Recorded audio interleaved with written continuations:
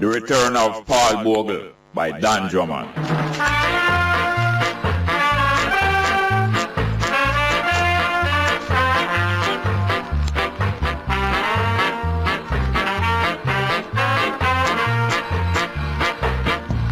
Sooner or later, but must, the dam going bust and everyone going break out.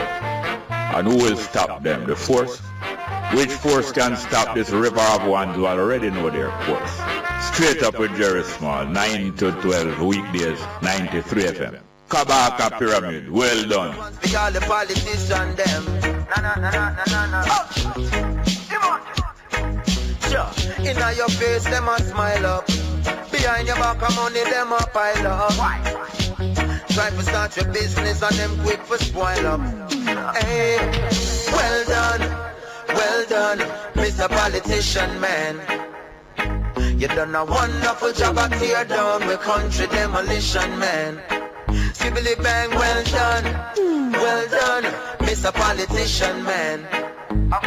You done such a great job selling out with country with your business plan.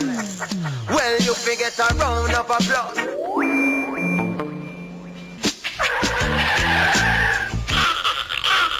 Right now, brother Ira, what the man are you up to this Ira? Why you want to see I man? As if you could take in a movie, you know, Jason. Wait, you mean the same one that buck on the preacher up on the overview? Yeah, I man, you said that movie there. Sure, I used to that movie there, man, me I tell you, it bad. Yeah, man, it well rain for the I man forward from the Brooklyn and the New York there. I'm going to take it in, me I tell you. Sure. What? I man gone here, sir? Alright, I'm going to take it in. Alright. Now when you drive a cab, we are chase sellers, I will tell you. The speed is way out east, with school and sweaters, I will tell it to you. Well, brothers and sisters, Killing about international movie on the city called the Buck and the Preacher Man. Kind of man you got to understand as I would say. So you gotta see the show, and you gotta see the back row as I would tell it down called the Buck and the Preacher. Baby, really gotta make the scene if you gotta stick to the preacher like I tell it to you. I see the Buck and the Preacher. I see your Buck and the Preacher. I'm rather buck with the yoki, and the preacher with the dong, tilling dong dong, ting-a-ling, ting-a-ling. You hear the children sing, ting-a-ling, ting-a-ling. Killing about the national movie called Buck and the Preacher on the scene. Baby, see, you got me keen, no be no yellow, be no weedy, don't know with the theory, man. We call Machino, we leave you not the team. So baby, got to take in the movie man, that's for sure. Gotta pay your waiting people coming through the door, that will give a little bit more. A movie called A Buck and the Preacher Man. I see a bucky. The buck was very lucky, you know. Henny luck, a good luck. Tell him about the brother called Buck and the Preacher Man. I see a buck and the preacher. I see the children, a buck and the preacher. Then a buckle with him bucky, then a buckle with him dong, ding dong, ding dong, ding dong, ding dong, ting-a-ling, ting-a-ling. Kind of move together, we will bring them down, we'll tell you. Come and do the week away, you got to sing along, as I will tell you. A Buck and the Preacher Man. Now an international movie star, I see the boat here when I was Belafonte. To make the scene is kind of black movie, you know, exciting. Welcome to Straight Up for today. I'm your host Jerry Small. I played that one by Ira, not Ura, Ira from in the 70s there, about Buck and the Preacher. Not so much, well, not only because Danny Buck's son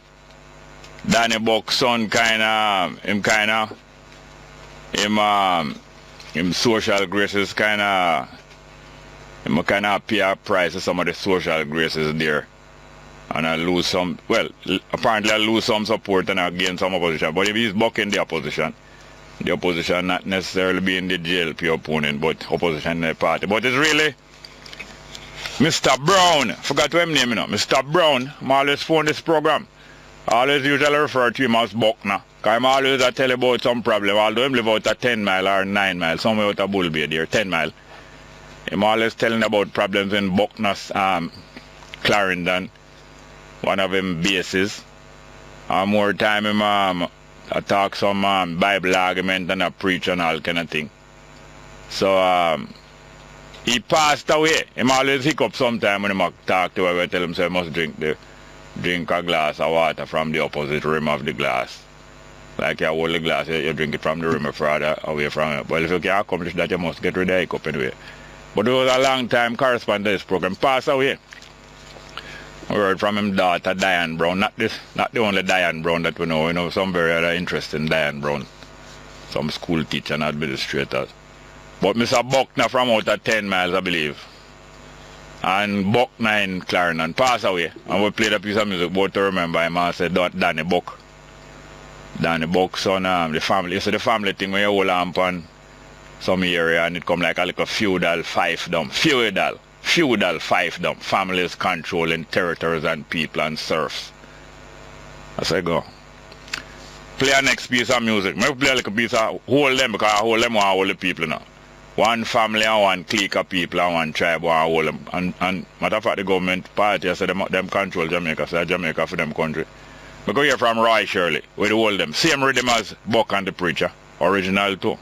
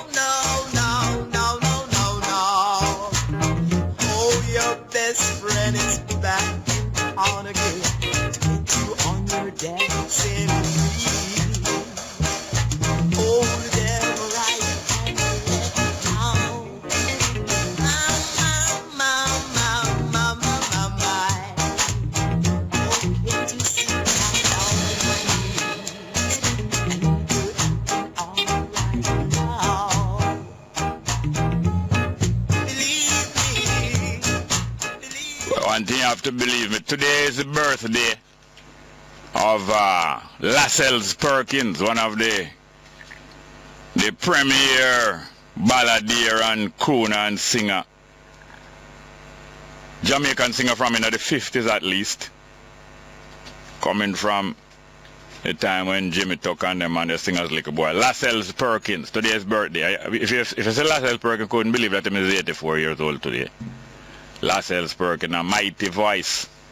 And that a mighty voice, 84 years old today. And I know greetings come from many brethren, including Alan Skillcole. By the way, tomorrow is Alan Skillcole birthday. 3 good brethren that 3 days straight. Yesterday was the birthday of Mr. Chambers, Mr. John Chambers. Brother John, Brother Dan first, that brother who sell the glean on the newspaper in front of the embassy, United States Embassy. A senior elder and judge in the Rastafari Brotherhood and the African people's family. And that his birthday was yesterday. Today is the birthday of Lascelles Perkins, tomorrow Alan Cole birthday. So we're going to play Lascelles Perkins music, one of my favorite, singing about the mighty organ. And even though it's at the organ him singing about, the instrument that you hear featured most in this music is two instruments. The instrument of the voice of Lascelles Perkins and that of the trombone of Dan Drummond. Let's hear Lascelles Perkins on his birthday. And this piece of music, is at least 55 years old, I believe. Mighty organ.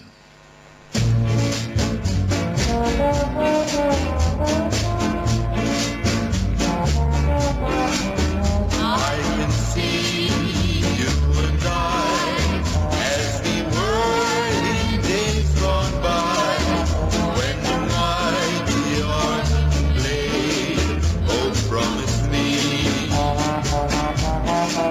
you were mine, I was yours, it was orange blossom time, when the mighty organ played, oh promise me. The day I place this ring upon your finger will forever linger in my memory. Though the years roll away, you'll be sweet as yesterday when the mighty organ played, oh promise me.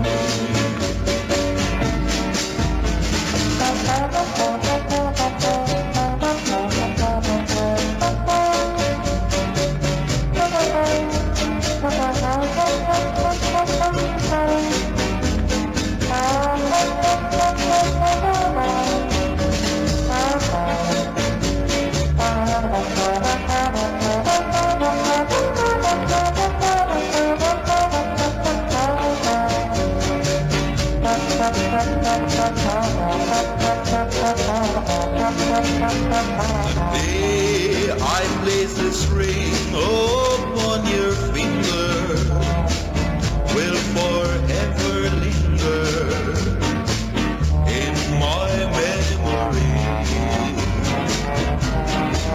Though the years roll away, you'll be sweet as yesterday when the mighty organ played, oh promise me.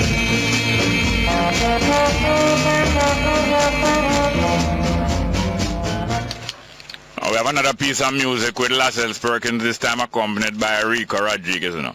Maybe we can find it before the end of the program. Rico Rodriguez in the company of Lascelles Perkins. Lascelles Perkins' 84th birthday today. I can't believe it. 4-4. And him look like about maybe 60 years old. Yes, and nice piece of music by Bob Marley, Coming In From the Cold. Bob Marley relating some of his experiences in song and in lyrics and proverbs. We are coming in from the cold. We're going to come talk about that topic here.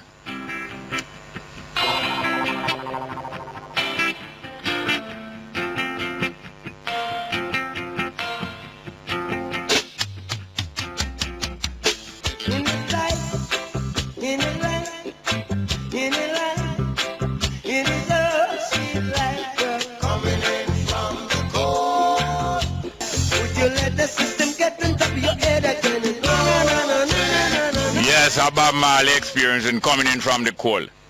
And the cold is a largely a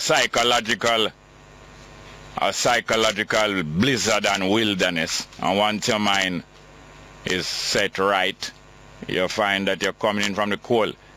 And I was hearing a story earlier on another program about, you know, a bird who get licked down and drop on the ground and feel cold and forsaken until a cow decide to help him and defecate on him cow. Some cow crap. I don't know if it was bull crap or if it was heifer crap. And the crap make the bird feel warm and revive. But more about that later. So anyway, coming in from the cold. And as him say, and as him quote and infer, as the Bible and many other religious and otherwise legends and scriptures always encourage you. When your mother forsake you and your father forsake you and anyone close and attached forsake you, you know that the God, the life that is inside of you will not forsake you, will take you. That's why Bob Marley does sing say, why are you looking so sad and forsaken? And so well then, when one door is closed, many more are open. When one door closed, many more are open. So who could isolate? Who could isolate you if you are in your right mind, or me, or us? Who could isolate us or keep us out of anything? It's a joke. It's a mental construct, and you have to mentally destruct or destroy that. Yes, man, so we're going to talk for 5 minutes with Delano. Steve Wright. Not going to say no Delano Franklin by no mistake. Yeah, but Delano, what you doing? Morning. You just finished that 3-hour program here. Yes. First start. Yes. And later on we're going to be discussing on this program with Kwesi and a couple other people, including my brother's daughter Kai, about civics and vulnerability and that kind of thing, which people need to know more about in order to equip themselves, to arm themselves, to free themselves rather than wait for a savior to come free them. And I heard you participated in the reenactment from Stony God to Morant Bay the other day, and you were being interviewed. Yeah. And not sure if it was a reenactment though, because most people were, it was more a motorcade down from Stony God straight to Morant Bay. you mean instead of walking? Well, walking. In those days, they didn't have any motorized transport. No. But if it was these days, or if they did have motorized transport, most likely Paul Bogle probably would have owned several of them. Yes. And him congregation would have owned some, because I know they were very progressive people. Yes, man. And just drive it down. Yes. But it's a serious thing. But we always acknowledge those who have not only been before us, but who help make the way easier for us. Like IRFM play a great role, very similar role to JBC. 1959 come on JBC when that radio station was established by the government to push and expose Jamaican culture and ways and positive things. And JBC played a great role. Teenage dance party, all kind of things. Miss Luan Rani, local hit parade, all with Lasses Perkins used to sing on that. All kind of different things. IRFM can play a similar role. And many other stations and programs have joined the fold of the African people's rights, including all citizens of Jamaica, Indian, Chinese, white people, all kind of thing. All people rights. But especially because the African people are, the place had been built on the sweat and blood of African people. So that's one reason why whether you are a political representative looking to get a mandate down there, or whether it is because you are present on this program, you were there. And the reenactment thing. But when it came to a head down at Morant Bay, what did it? I didn't listen to all of it. What does it lead to? I know it's going to lead to a retrial. Is what date? 26, 27? I believe so. Yes. Going to lead to a trial of Governor here. More like a hearing. Very effective, because even 150 years later, a hearing can be a very effective thing. Just like what's going on at Tivoli or going different places. A hearing. If a hearing is done properly, even 1,000 years later, a hearing can be effective. Yes, of course. So a hearing is not just a reenactment or something practical, but what practical things do we need rather than just retracing steps and celebrating dates? And I think the retracing is good, because one of the things I pick up, Jerry, is that a number of young people, when I talk to them, I did my own survey of sorts, and I asked a number of young persons in the teenagers and in the 20s and so on, and I said to them, what year was the Morant Bay Rebellion? You know, most of them don't know what year the Morant Bay Rebellion was. Don't know. And these are young adults, this is not infants. Young adults, because it just is not a part of their consciousness. Yeah. I mean, I'm serious. It's not a part of their thinking. It's not something they think about. So in terms of our appreciation for history, I realize we really have a lot of work to do. Because if you don't know the year of the Morant Bay Rebellion, which is of course 1865. So they don't know what it led to then? They don't know anything. They know about Paul. So what past young people in our world generally, what past events do they know about and what past events strike them? What? There must be some past events that strike them. Good question. I mean, for young people, it's just about daily survival too, you know. I mean, it's no different from the survival. In terms of past events that Yeah. they will pick up on. Well, it's a very good question. I don't know. Maybe it's the Sting shows them. I remember. No man, different from entertainment. There Entertainment, must be in some terms of common historic. cultural experience. Everybody know the independence. Everybody know independence, and they know that it was roughly in the 1960s. You know them. But them know if independence did come. they don't know the date of Jamaica independence. They but know, then what them know. To an extent, not everybody know that. I'm talking about articulate young people Yes. now, and I talk about just a chewing gum. Articulate young people now. So they will know about. They know that we had quote unquote independence. Many of them don't know or independence in the sense of the word as we understand it. All right, So like the how true Obama get elected as president of America 2008. Yes. First black president, and like how he changed his campaign, changed a lot of things, made use of social media, Yes. and therefore black people in America, even in Jamaica, that they will remember that. Yes. What thing young people remember? That is in the recent history of memory. What things do they remember that affect us all? They must remember the election of the first black president. They know that. They know But about all right, what But in Jamaican? terms of a Jamaican issue, do they? a Jamaican historic issue that they would remember. Yeah. It's a good question. I don't know. Let's try find out because I don't know. if reenacting this march still don't put them in a context. Yes. Oh, I forgot to a break. We're going to go to a break and come. If reenacting this march don't put them in a context. If Paul Bogle actually actions don't make them realize what happened as a result. Reenactments are not going alone, not going to do anything. Let's go for a break and we'll come back for our 4 minutes. Welcome back to Straight Up. I'm your host, Jerry Small. Just before I take your phone calls, I'm here talking with Delano Franklin. Delano Steve Wright. I don't know how to apologize. I forgot to pay some reparations. I forgot to pay some reparations, man. Yes, okay. Delano Steve Wright, a young person himself, talking about what strikes Jamaican young people outside of Obama's being elected as the first black president. What in Jamaica strikes them in the same kind of way? Even over the last 20 years, even before them born, even the last 5 years. Now, let me just say this again before I bring something to you. 1954, me just come back to Kingston. Me a 6-year-old. But my neighbor is a strong Garveyite, a Jamaica red man, you know. You call white man, but he's a strong Garveyite and a strong trade unionist. So every year, Labor Day, him and thousands of other people go out on the street of Jamaica and reenact the 1938 organizing of the workers of Jamaica, Labor Day, and the marches and the different things.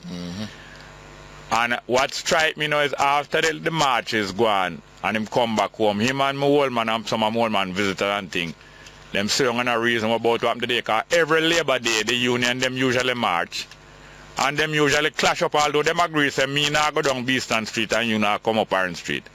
Them usually eventually clash up and throw stone and buckler and cutlass in one another. So that's what did strike me about Labor Day as a little boy, 6-year-old. Then the next year now, by the time now PNP when it was Buster party around Jamaica 54 now. By the next year's PNP with Norman Manley around the thing, the same kind of thing going, but you get a different flavor now with the NWU being the government party union. So you get not different thing and you hear the clashes, and it's so at them age they know I start here about group 69 and there are bad man group, them will fight physical politics and matches land. Yeah, these are reenactments, but them done build them institution already, which was the PNP and GLP. The only thing I see recently, and it really strike me to show you that something can happen. So many young people were so involved and angry and interested after Portia Simpson Miller and our government and Cameron and Conservative Party was exposing them trickery 2 weeks ago. Talking about the prison. I never see young people involved and discussing a topic like that so much for a long time. All over Jamaica, and it just keep going on. Yeah, man. That's a big issue now. That issue has cut across every line, every demographic. Everybody. So there are some things that do. So there are things. So that do strike young people. Yeah, man. That prison thing definitely is. It's not just a prison thing.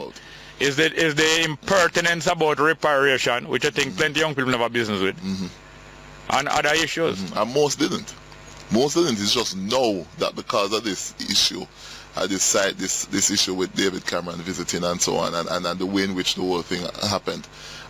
People now actually hearing the word reparations and trying to figure out what it really means, I'm telling you. Yeah. Because even that match with Paul Bogle, and I like to observe things, you know. I was amazed by the number of Rastafari in the match. I mean, Rastafari was prominently represented. Sunday. Yes, man. Yeah. Rastafari was prominently represented. And when I look around to see how many young people were really involved in this match, it's not that many young people per se. Yeah. It's a lot of older people and Rastafari who win the match. And a lot of young people ask them, so you're not coming out this match? I said, no, man, I can't wake up so early under them kind of thing. Well, I want to tell you this.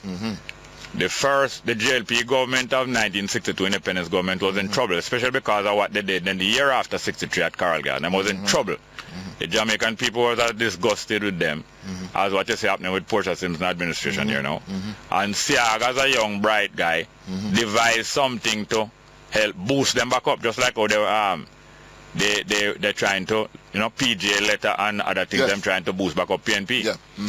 Now, Siaga devised now a national hero pantheon. In other words, a group of national heroes that go and rally the people and get JLP back popular and some for the country.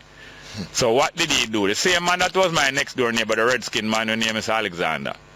Him along with a guy named Vivian Durham, a old time Gaviite, but who was a JLP activist in England for years. Real black Englishman. Okay.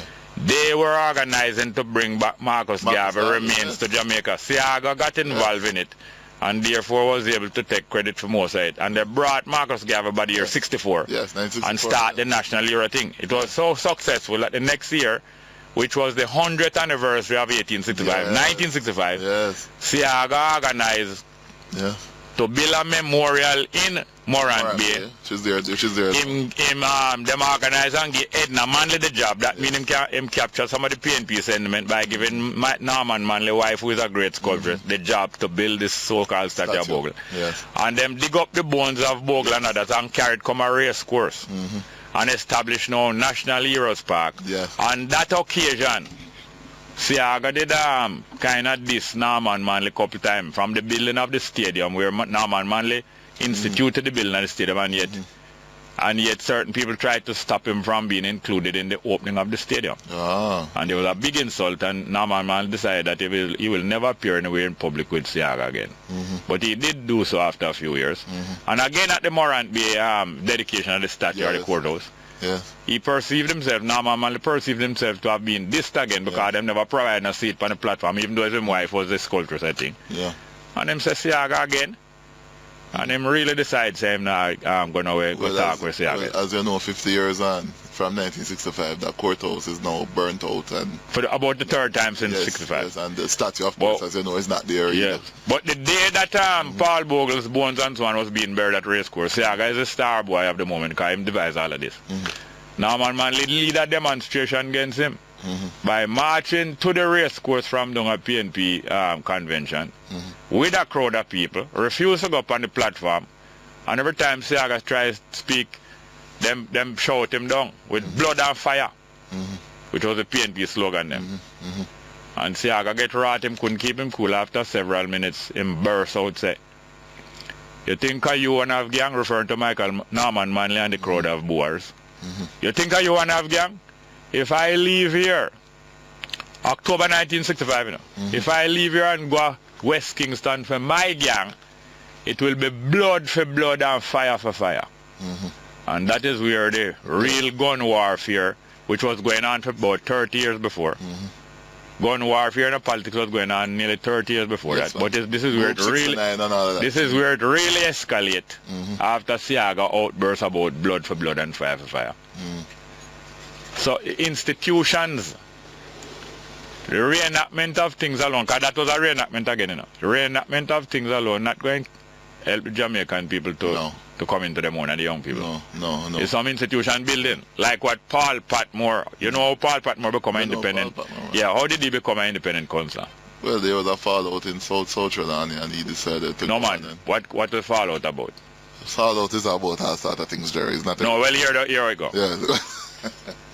he wanted to be a candidate for down that way, and they didn't want him to be the candidate. They wanted to give it as a gift to somebody else, just like all the people did want Damian Crawford in Trelawney.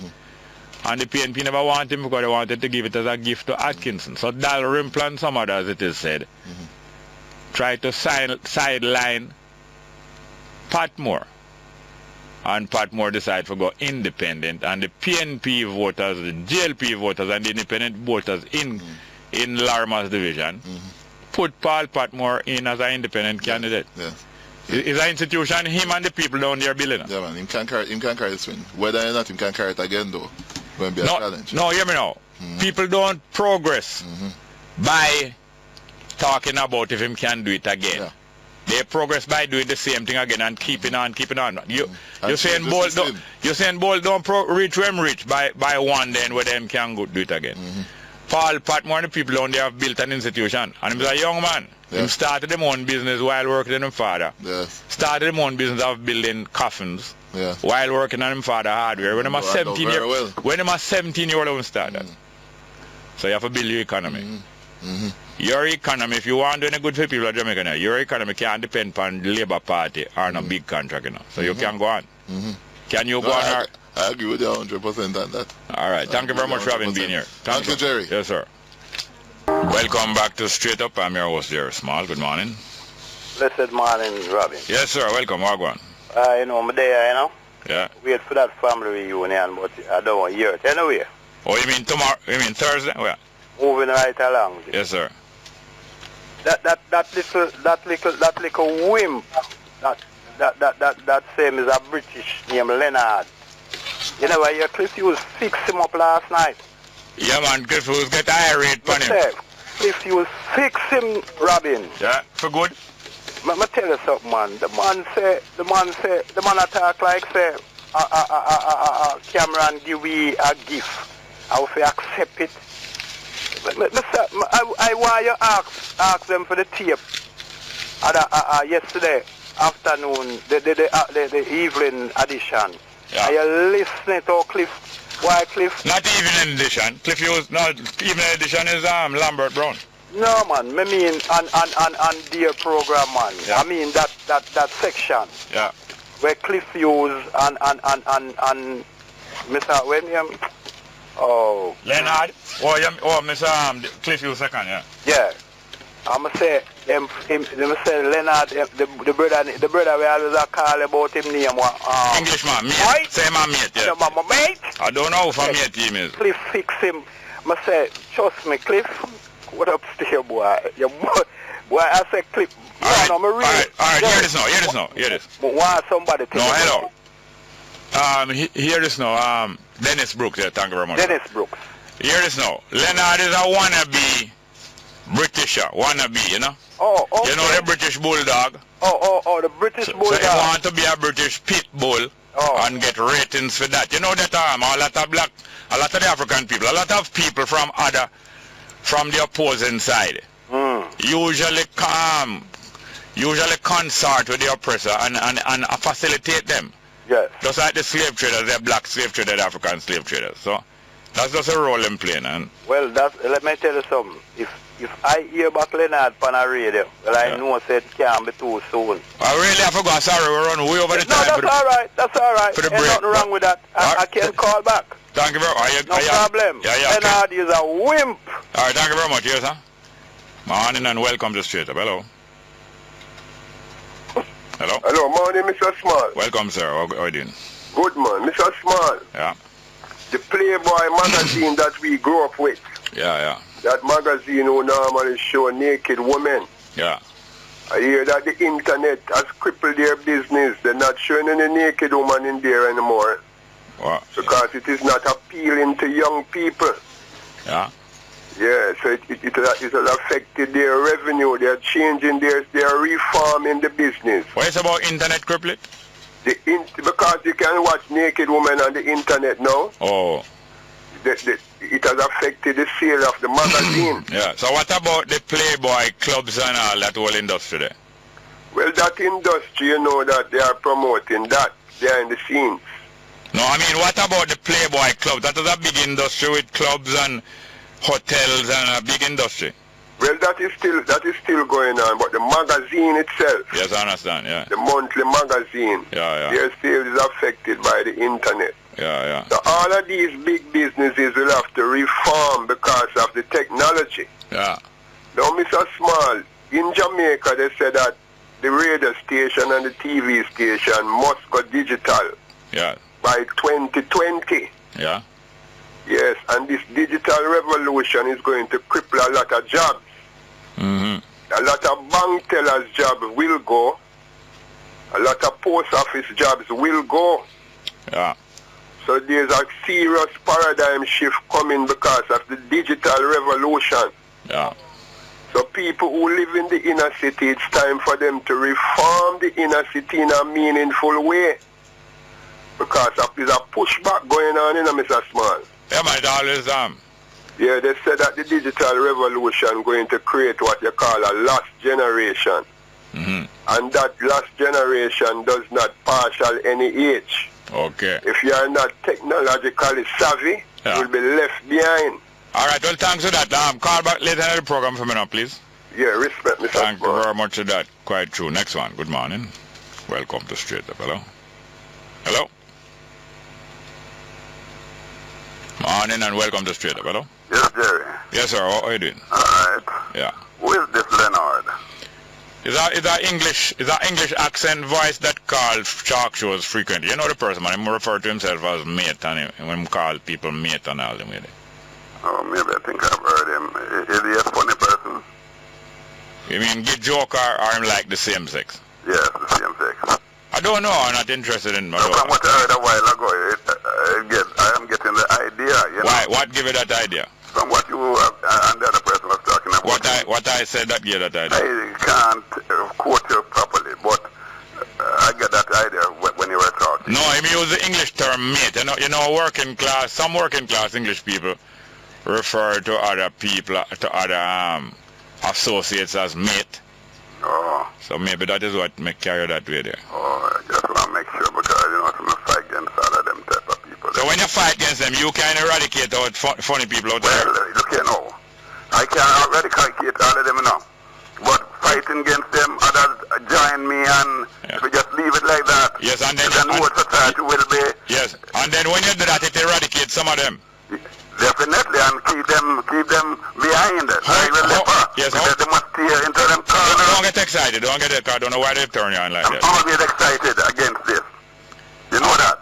Yes, what I'm saying now, how it eradicate them? Huh? How your activity eradicate them? But at least, what will happen is that they keep it in them corners, keep to themselves, and don't come up front with it. No, I think it's a hobby for you. Look here, there's some things where you or nobody can eradicate, but people that's how people build cults and religion, you know, to blind themselves and make themselves feel like that. Rubbish, you know. Yes, I know. Because look here, what just here and don't say nothing against it? I never say you must do anything. So what are you saying? What I'm saying is that you're kind of masturbating yourself. You're making yourself feel good. You're talking rubbish. I'm one of fighters against this thing. Yes, and then keep it to themselves and don't come front with it. You're getting excited. Why getting so excited? You bite your tongue, you know. No, but you know that you work me up like that. I work you up? No, man. No, you're thinking about somebody else. Nah, we have to go to another call. Next call, please. Good morning. Welcome to Straight Up, hello. Welcome, Straight Up. Hello, yes. Hello. Hi, how are you doing? Good morning, Mr. Small. Welcome, ma'am. Hi, first time caller. Thank you very much. You know, Mr. Small, I have to tell you first, you see, I always say how you can remember things from way back.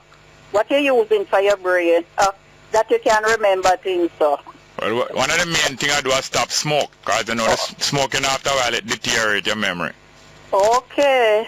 So I stopped smoke about 28 years ago. More than 28. Yes. I really admire your brain, how you can remember But things. you remember a lot of things, you know, that other people don't remember also. Isn't that true? All right. But Mr. Small, let me just give me a few minutes to see. I want to go on the spiritual side. Yeah, man. 2 minutes ago, what get is 2 on more my minutes. heart. Yes, ma'am. All right. we're talking about the crime thing in Jamaica and all that is happening. And you know, because we turn away from God's command, he said, if thou turn away thy foot from the Sabbath, from doing thy pleasure on my holy day, and call the Sabbath a delight, the holy of the Lord, honorable, and shall honor him. Not this doing thine own ways, nor finding thine own pleasure, nor speaking thine own words. Right? We see all these happening, all what is happening now. We need now to turn to the Lord. All that we are seeing in the Middle East is a fulfillment of prophecy. We need to repent of our sins, Mr. Small. Hold on a minute. Hold on. You don't want us to discuss anything. You can't just preach or go on saying it. You have to have discussion. Hold on a minute, please. Yeah. That's one of the faults of the churches. Most of them don't allow discussion among the members. Some of the top ones just preach to the rest and they must suck up everything. But the most Jesus Christ never used to do that. He used to discuss and never just preach down to them. Right. Alright, hear this now. No, hold on. Because I want a discussion, but you just want to just go on. Hear this now. No, I don't think you're going Please allow me. No, you can't finish. You can't take up the whole time there are other callers. So I have to have a little discussion with you now. That's why I want to. No, you can't go. No. Hear me now. It cannot go on with you alone just pushing what you are saying. It have to be a discussion. Hear this now. Yeah. The word Sabbath, you know what it means? It is in the Ten Commandments. I never ask you where it is. I ask if you know what it means, the word Sabbath. Yes, keeping the Sabbath of the Lord. No, that's not what it means. Right, what it means? It means 7. Mm-hmm. In other words, one in every 7 times, you must take a break. Yeah. That's why when people do academic work and school work or even other work, and them arrange for take a break after a long time, you call that break where them take for go do something else or for go rest. Then call it sabbatical. Right. Alright, what part of Jamaica you calling from? I'm calling from Spanish Town. Alright, call again soon because you open up an interesting discussion and we can go. Just let me you're going into other people's time. You're going over into other people's time. You have to share. You can't have all of the time, ma'am. Call again soon. You can call him 10 times again for the one program. Right. Thank you. Don't be downhearted. Don't be downhearted. No, because I don't want next to call. We have to go to the next call. Next call. it. Good morning and welcome to Straight Up. Hello? Jerry, morning. How you doing? Fine, thank you, sir. How are you doing? Yeah, pretty good. I just want to put something out there, Jerry. It has been bothering me. Yeah? The fuel price. Yeah. We used to get fuel on the international market at $100 and something per barrel. Yeah. And then if you notice, all manufacturers, everybody just hike the price because the fuel goes up. Now fuel per barrel on the international market is about $42 and change. You heard nobody saying anything about the prices going down. Nobody at all. Yeah. We're still paying $100 and something for per liter for gasoline. Yeah. I'm asking you, start putting it out there. It's almost like the reparation kind of thing. Yes, man. Same. Yeah. I was thinking the same thing. Right. There's so much money being made. Petrojam is not ours, you know. No. Petrojam is owned by the Venezuelans. They are making so much. They're making the kill. Yeah. So the government is the same money per barrel. So the government. Along with other people making deals and deceiving and disguising things against us. You see what I'm talking about? Yeah, so you understand that is a pattern of the politicians to make deal with other people in their interests against you and me, and me and you pay for them and them friend thing. But I'm saying if we have the representation, if people started talking about it, because in the U.S. you will cut by probably 30-40%, you know. Yes. In Jamaica, we cut by probably about 0.1%. So is it not time for the consumers to organize more effectively? My point exactly. So my contribution is put it out there. All right, thank you very much. If we could latch onto it and do something about it. All right, I'm going to read a text message that's right up this right up that street. Thank you much. We're going for the 10 a.m. headline news, but we have a text message here. Good morning, Bongo Jerry. Can you say who's in charge of the government? Where is the Prime Minister? Missing in action. And the JLP is no alternative. Well, that provides a very good opportunity for the people of Jamaica. If the Prime Minister and her government is missing in action and the JLP is no alternative, that provides a great opportunity for the people of Jamaica to organize their freedom and their rights better. It is not anything to be sad about. It is a great opportunity. It's a great time. Let's go for the 10 a.m. headline news. Straight up. Good morning. With the latest headlines, I'm Kayla Wright. Customers of Mega Mart along Waterloo Road were last night greeted with the closure of the 24/7 entity. No details have been released regarding last night's closure. However, it is the second such emergency closure the entity has undergone since last Thursday on what company officials said was emergency maintenance. Last week, the store reported in a release that because the store opens for 24 hours daily, there is limited time for maintenance of its air conditioning and refrigeration units. The new Cybercrimes Act, which seeks to protect the country from cybercriminal activities, is to be debated in Parliament today. The new act, which will replace the 2010 legislation, incorporates new offences such as computer-related fraud or forgery, the use of computers for malicious communication, and unauthorized disclosure of investigation. 3 Israelis have been killed and more than 20 injured in shooting and stabbing attacks in Jerusalem and central Israel. Israeli police say 2 were killed when 2 assailants who were identified as Arabs shot and stabbed passengers on a bus in Jerusalem before being shot by police. Another Israeli died after being run down and stabbed elsewhere in the city. And those are the stories making the latest headlines. News next at 11 o'clock. Stay tuned. Straight Up with Jerry Small continues. I'm Kayla Wright. Welcome back to Straight Up. I'm your host, Jerry Small. Into the second hour of the program.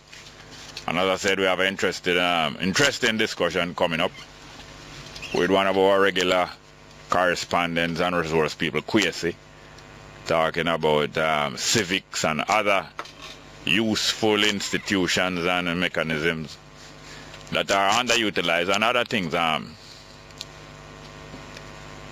consensus building mechanisms and practices. Yeah, man, next 15 minutes or so. I just want to repeat this announcement here that Newstalk open day, outside broadcast whole day Thursday coming the 15th of October, just outside the studios this Thursday. Listeners are invited to come out and get the chance to see the faces behind the voices and the staff that puts it all together. Take pictures and interact with the favorite personalities of Newstalk. There will be quizzes and giveaways, interesting guests and music by Jimmy Q. That's the afternoon young people music program. And special artist appearances is a Newstalk Family Day of Appreciation for listeners and staff. We invite callers to view a live studio hearing, you know. That's Thursday coming from 6 in the morning, from Fresh Start right through, straight up, right through 96 degrees, right through Jimmy Q program, right through till 4:30. So let's get back to our text messages. Have we got any on the telephone? Some more text messages here, please. Yeah, next one. What happened to Baldwin Howe, former host on JBC TV like DJ Jeff Dixon and Bagger Brown? Please play Beardman. What's a Beardman Shuffle Attack? Live It Up by Ernie Freeman. Write on that for me, please. Live It Up, Ernie Freeman. Yes, I see Baldwin. I see about a year ago. Where did I see him? I saw him at some public occasion. First in a long time. I think I'm still around. I don't know if I'm in Jamaica because frequently. Was it in the present company of Kiddos and them and I had to Baldwin last time? Next one. Jerry, I saw me love when you chat about our past. Because if you don't know the past, you can't plan for the future. Bless. Next one. Mr. Small, can you remember that it was Mr. Ronnie Tweed who tell the teachers to seek jobs elsewhere? So what them making noise for now? Yes, I remember. Yeah, when there were not enough places to fill the graduate teachers, I remember some suggestion like that. Next one, Jerry, your friend Mike get a lashing last night from Cliff. It's not Mike, a mate. I mate him a saying, but through him like to sound so much like a Cockney. But I don't know how kind of a Cockney that. Him say him like to sound so much like an Englishman. Him say might all the while. Yeah. Him say your friend might get a lashing last night from Cliff. It never pretty. Way to go, Cliff. Me love it. Yeah, man. Cliff used to get well irate. But I couldn't get me that irate, you know, because I know that that's what him want to do, and him wanna be conservative white man with a brown nose. I think he's a black Jamaican, but him a brown nose so much. Against Cameron. Next one. Good morning, Jerry. Why don't the British government pardon the Jamaican prisoners with 18 months remaining on their sentence rather than deport them? This would save both governments the cost of housing them, coming from Seymour. It looks like I don't understand that they want to get them out of their country.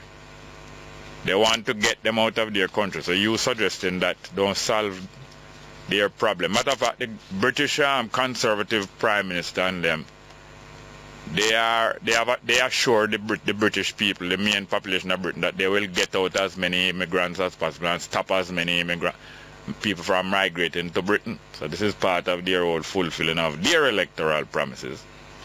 You understand me? So let's get back to the telephone. Good morning. Welcome to Straight Up. Hello. Next one.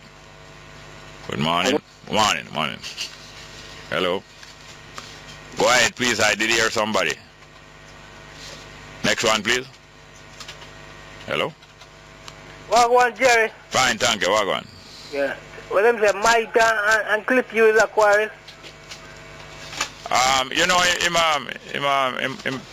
always kind of cuss the Jamaican people and the African people if them stand up as African. Oh, so you find that him want to get in a word. Yeah. You know, only name Mike, you know. Leonard, him name, you know. Leonard, but him use up the term mate all the while. Mate, him love call you mate. It sound like mate. I think his family is from Spanish Town, but he's born British. You hear him born over there? Yeah, man, he's born in Britain. But his family is from Spanish Town. When you're born far more time than say you're born behind the cow. Oh, but he's a British. From the bowels of the cow sometimes.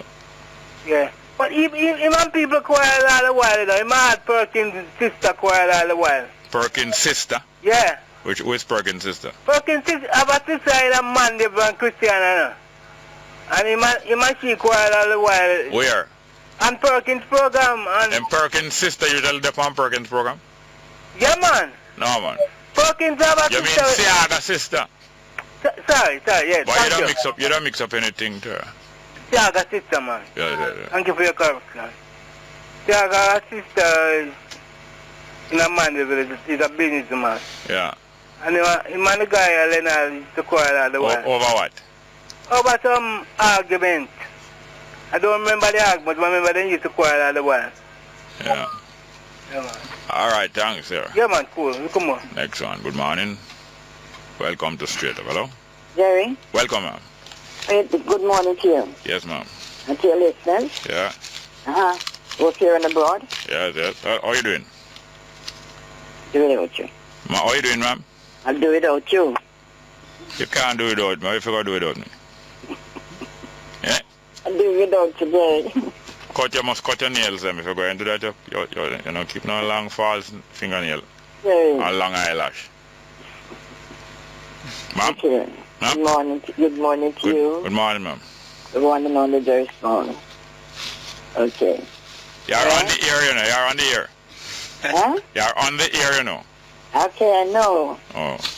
I just want to say to Damien, the one and only Damien Crawford. You see, how much one I only have? With a pure hands, with clean hands and pure heart. Yeah. Good intentions. Yeah. No weapon at all that is formed against you shall prosper. Then who are found weapon against Damien Crawford? Amen. Eh? Amen. Oh, yeah? No weapon at all that is formed against you. Are you all saying that Peter Blake is 70-year-old? Must be about 100, I don't know. And also Oliver Crew, they are fighting against Damien, but I mean, you know, it makes no sense at all. Yeah. Okay. I want to remind Jamaicans, you see? Yeah. If they didn't know this, that thousands of Jamaicans live in Great Britain. Okay? Yeah. Yes. And A lot of them, maybe 90% of Jamaicans who live in Great Britain are living on dole. On the dole, welfare, unemployment, what them call unemployment benefit, no? Exactly so. Yeah. Britain is a welfare country, you see? Yeah. Yeah, everyone is housed, clothed, and fed. Yeah. And Jamaicans should remember this, because they're talking this and they're talking that a lot of their families over there are on dole. Yes. Okay? Good. Jerry, love you, bye. Thank you very much. And you love me in the same way, like how you love Crawford. Not the biblical sense. Different way. Jerry, can you play, whenever I ask to play a song from you never play it? But I can't play a song for you and I don't know who is there lie down beside you. Where were you last night when the lights went out? Where were you when the lights went out? I can't tell you where I was when daylight. Thank you very much, dear ma'am. Listen, you don't get the song yet, you know. What name again? My song is, It's a good thing you tell us now. You remind me that I didn't want to play. You make me forget it, you know. God make you forget, okay. Yeah, okay, goodbye. Yes, ma'am. Just make me remember that I wanted to play a song. There's a song named Desiderata. Who is the famous thing of it again? Kwesi. Desiderata. Can you look up Desiderata for me, please? How many calls we have there? Good morning. Poem. Yeah, poem. It's a poem. It's really a poem, a long time poem. Good morning. Welcome to Straight Up. Hello. Good morning. Welcome to Straight Up. Go ahead, please. Yeah, Sir Small. Welcome, sir. Yeah, man. What's up, man? Fine, thank you. Yeah, man. It's been a long while now, but this is my brother. What's your name again? Yeah, man. Spikes, man. Spikes, yeah. Long time I know you're from you. Yeah, man. Because yeah, man. I just observe that I'm more stuck in Jamaica right now. Less action. Oh yes. Yeah. About the scamming. Yeah. Everybody have fussed about the scamming, and that like the scamming is all one side. It's all sides. The government, church, everybody are the scamming. Yeah. But in a different way. Scamming is really the principle and the action of Anansi.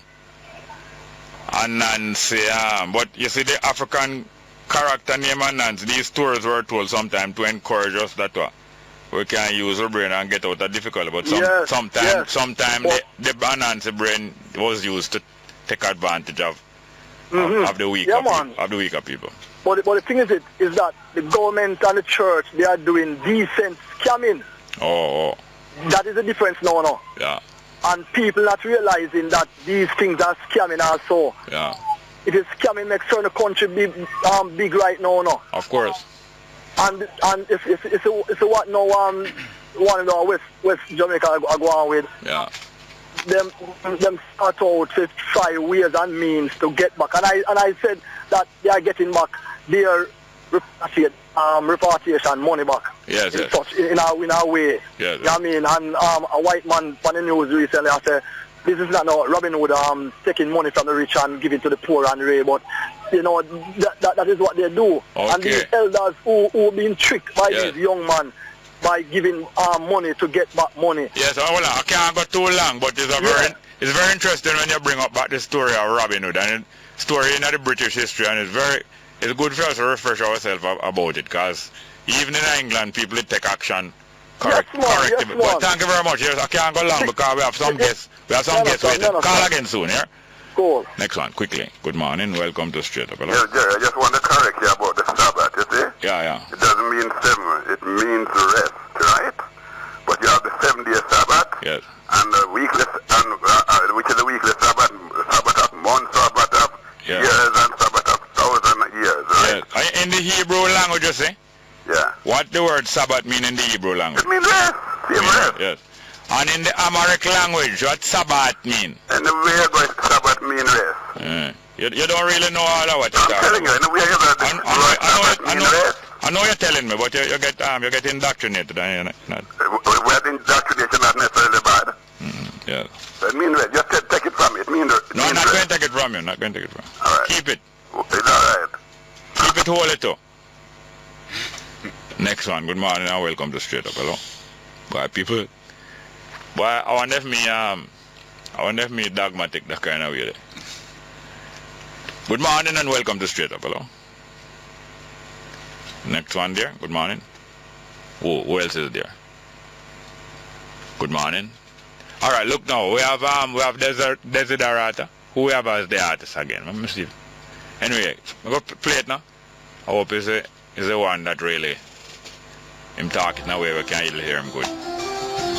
Go placidly amid the noise and haste, and remember what peace there may be in silence. As far as possible without surrender, be on good terms with all persons. Speak your truth quietly and clearly, and listen to others, even the dull and ignorant. They too have their story. Avoid loud and aggressive persons. They are vexations to the spirit. If you compare yourself with others, you may become vain and bitter, for always there will be greater and lesser persons than yourself. You are a child of the universe, no less than the trees and the stars. You have a right to be here, and whether or not it is clear to you, most of the universe is unfolding as it should.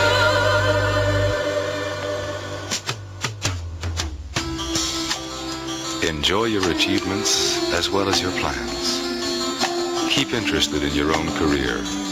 However humble, it is a real possession in the changing fortunes of time.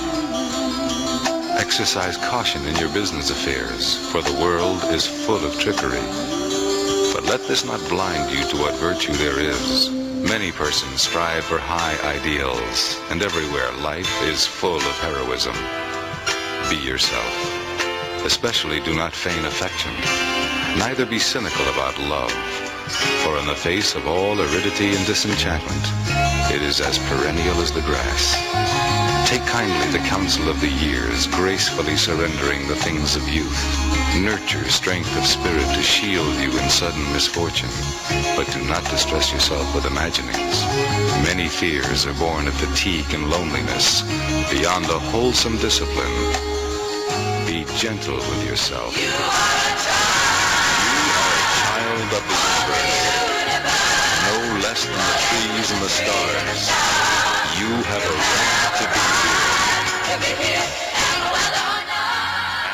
Yes, Desiderata, as my brethren Kwesi is saying, one of the greatest set of words that really helpful to people clear their mind and them understanding and them sense of worth, each human being sense of worth. As the reciter of that recording said, spoke from the poem Desiderata, that you have a right to be here, whoever you are, you have a right to be here, no less than the trees and the stars.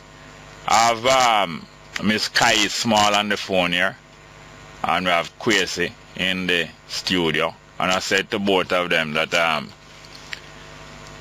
to ask both of them to comment on the fact that with all of those words written from hundreds of years ago, and with all the gradual recognition of human beings, say all human beings have equal rights and all of the rights of human beings, how is it that in 1945 and the years after that, when a large portion of the world, or the free people of the world, came together to agree on what rights are universal for all human beings, that the right to a living space was not included in that, and it must have been deliberately kept out by some powerful forces, because the congregation of people who discuss these things must recognize that the right to a living space is a vital right that was being denied to most human beings in the world, and therefore it must have been deliberate that it was kept out. Morning, Kai?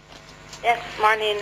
What do you think about that? The right to a living space that most human beings don't enjoy automatically, have to be paying rent, have to be buying land, when a lot of land is locked up by the governments of various countries and the ruling land-holding, land-owning classes of most countries? Well, I think part of it has to do with the ongoing legacy of colonialism and the ongoing structures of colonialism that are fundamentally about confiscating land. Confiscating, yeah. And accumulating land into the hands of select individuals. Yes, a few. Right. Who then have, through the confiscation of the land, have the means to set up the kind of wage structures that are fundamental to capitalism, right? That can only happen through that accumulation of land. And so I think that the contradictions of the emergence of discourse around human rights is in contradiction to the structures, ongoing structures of colonialism. Yeah. That critique of accumulating land, of setting up wage structures that fundamentally dispossess people, as you're saying, from having living space, from self-sustenance. Your voice is dropping a little, but so would you agree then that it must have been a deliberate enforcement to exclude out that right to live in space from the fundamental Charter of Human Rights?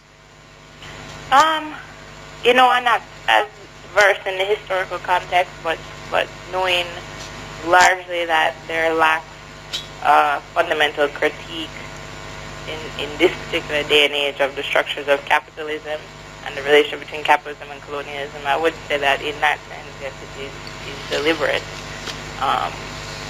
because there's no kind of engagement in that realm with understanding that, the idea of turning land into property that can be bought and sold, that can be accumulated by singular individuals. Yes, and monopolized, almost monopolized. Yes. Exactly. That not interrogating that. Yeah. And interrogating how that's fundamentally exploitative. I'm going to bring in Kwesi. I think you can remember meeting him recently. Kwesi, how are you doing? Greetings, Jerry. Greetings, listeners. Yeah, I haven't researched and found any proof that there was a conspiracy to exclude this right, But it seems plain to me that there must have been some decision to exclude it, seeing that most people in the world not only do not enjoy that right to live in space, but are not even now, it has been excluded out of most people's mind. Most people, when you bring up this topic to them, they react might be with agreement, but with surprise that it had almost been eradicated out of them thought. What do you say? Well, basically, Jerry, I think Kai has it right. The right to a living space requiring land runs anathema to the whole development of the present economic systems, which started with the removal of people from the land, in all the continents, including Europe. Remember that, they had the displacement of the Irish, which the English did. Yeah. And those things were at the beginning of our present system that some people call capitalism, Yeah. But if the having great tracts of land being owned by a few, and land being monopolized because the rest of it is owned by the crown or the sovereign, and that puts land at a premium, because land doesn't have a price by itself. Why land doesn't have a price, and that's why people in Australia and America, the so-called European pioneers, they went and they just claimed land without purchasing it. So land doesn't have a price, but when you have a monopoly on land, then it becomes a price is attached. Pressure become precious, which means a price. Tradable. Yeah. It's part of the basis of investments and so on in our system, capitalism. So it required a conspiracy. I think it was a reflex action that it was included, because the people who were making institutions... We're talking about in 1945. The people who were making institutions were not of that mind. Those people who were concerned about being landless at the time were not included in those discussions. Yes, in drafting. Right, so it's a question of who drafted the charter. Yes. Now, as you said, and as desiderata and our common sense also implies and recognizes, animal rights are recognized so much that the protection of animals, especially from extinction, and even those animals that are not rare and threatened, even the animals that are used for food and for accumulation of wealth, like cattle and sheep and so on, even though it is recognized that for them to prosper, they must have enough space. So even the animals that them going to slaughter, them recognize that they must have enough space. And even those animals that them don't slaughter, they recognize that there must be land reserves. It is all around the world that there must be land reserves for them to prosper and not to become extinct. Not for them not to be threatened by so much predators, the animals that hunt them. They mustn't be exposed to so much predators that they will be killed off. There must be at least a balance in a less amount of predators so that the prey, the weak animals can multiply and not be killed off. And human beings recognize all of these rights in animals, and yet a lot of human beings, including educated ones and including those who just reach out of poverty, some people who are educated and get prosperous in 1 generation or 2 generations. Some of those people are some of the people who resist most the rights of the poor people who them just come from out there. You notice it? Yeah, people who just arrive in prosperity. It's most of them must say, what about this foolishness? Stop talking about that. Just work hard like what I did and come out there. But they really mean that they have escaped. And they resist most even the rights that them acknowledge that animals have. But this is part of feeling included amongst the elite, you know. Yeah, included. You do not, you reject, you know, the interests of the excluded. The excluded, yes. So therefore, when you make it into the elite, one of the first declarations that you make is that you are no longer associated with those people who you escaped yes, from. And everybody mustn't come in. Let's go for a break, please. Straight up. Welcome back to Straight Up. I'm your host, Jerry Small. We're having a discussion here about rights and civics and the development of people's consciousness about rights and the consequence and possibilities coming out of that consciousness. Therefore, people will take steps and measures in their own self-interest and in mutual self-interest. It is even the more important thing. Mutual self-interest. That self-interest which is in common with the other person or with the other people, which make things even more wholesome and more possible. Kai, you grew up some of your time, your formative years in America, some in Jamaica. Did you go to primary or prep school in Jamaica? I used to go for a short period of time to prep school at Vaz. Yes. But not full time. Like I would come at the end of the school year and do the last couple months. Yeah, that is, I mean, up to the age of what, 10, 11, 12 or before that? Yeah, 11, 12, 11. All right. Do you remember ever being taught civics or any kind of social, what do you call it again? Social studies? No, but I wasn't there for the full year, but no. Yes. Because myself and Kwesi, other guest here, is all, and a lot of people in Jamaica are conscious how much it seems as if, tell me Kwesi if I'm right, you have younger children that probably went to school more recently. It seems as if civics is not being taught as it used to be. And is that so? It doesn't seem to be taught at all, Jerry. I mean, none of my children did that as a subject, as far as I remember. Yeah. Whereas everyone used to do it as a subject in my time, you know? Yes. And it was even on the exam in the JSCE, you know? Yes. Exam. And JSCE is up in them still seen as school. Jamaica Scholastic. You know, that's about what age? I think Allen brought in. What about what age? I did that in 69, so that would be... I did it like 13. Around that age, 13, 14, you know? People did it at all ages because you could do it to qualify to go on to further studies, you know, as an alternative route around the GCE at the time, you know. So civics was there, and I mean, it was a most interesting discussion, but what we were doing in civics, I think civics is about learning about public institutions, you know, the constitutions and the institutions, the other institutions and the organizations of government and how they work and interpret and stuff like that. And citizenship too. But citizenship is one of the institutions. So it's all about institutions, you know. It's about how people's relations and society have these things called institutions, especially public institutions, which are very important to how people live, and people need to get to know them and to appreciate them, you know. That's what I learned at civics, you know. Yeah. So I don't know, there must be some very good reason why that was dropped, because I mean it will be in interest of you think it will be in interest of a good governor. Let me remind you, 1962 I was 14 and in a fourth form, but I was in fourth form for a couple of years because them kind of penalized me. But at the end of the year there was a discussion where, you know, there was no formal teaching of civics, but we used to have a lot of discussions all in the English class and things.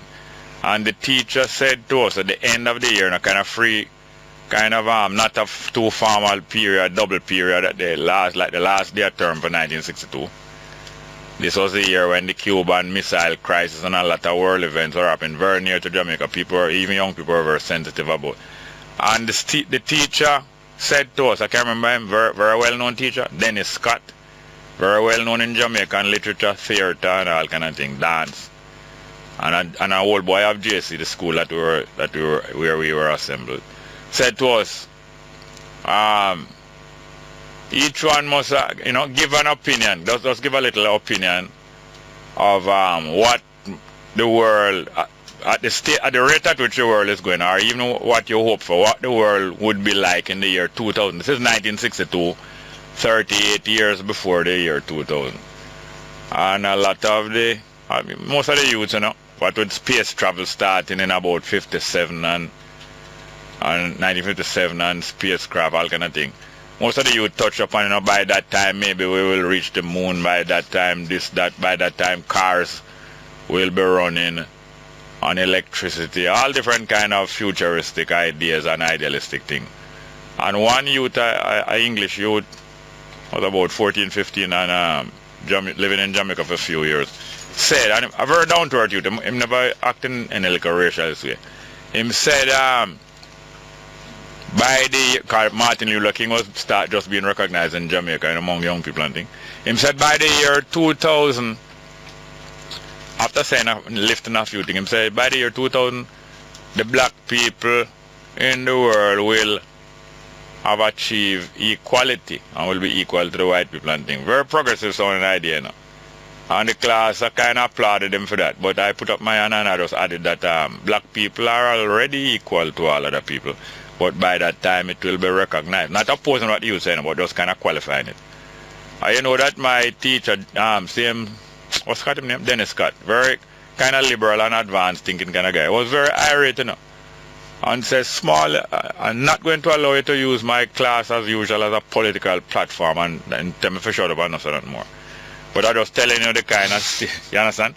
But Kai, yeah, it seems to me that American children, whether they are immigrants and trying to qualify for citizenship and those exams, or whether they are native born birth American, seem to be very conscious of the ideals of America, the history of the revolution, the Constitution. It seemed that way to me. I get that impression. Well, I would say it's a certain kind of indoctrination. I wouldn't say that it's a consciousness. Not even a consciousness, but the type of history. So, for example, I am in ethnic studies. Keep your voice up, because at the end of the sentence, it kind of. Okay. Yeah, you're getting a PhD in ethnic studies. Yes. Yeah. And as part of the training for that, I teach undergraduate students Introduction to Ethnic Studies. Yeah.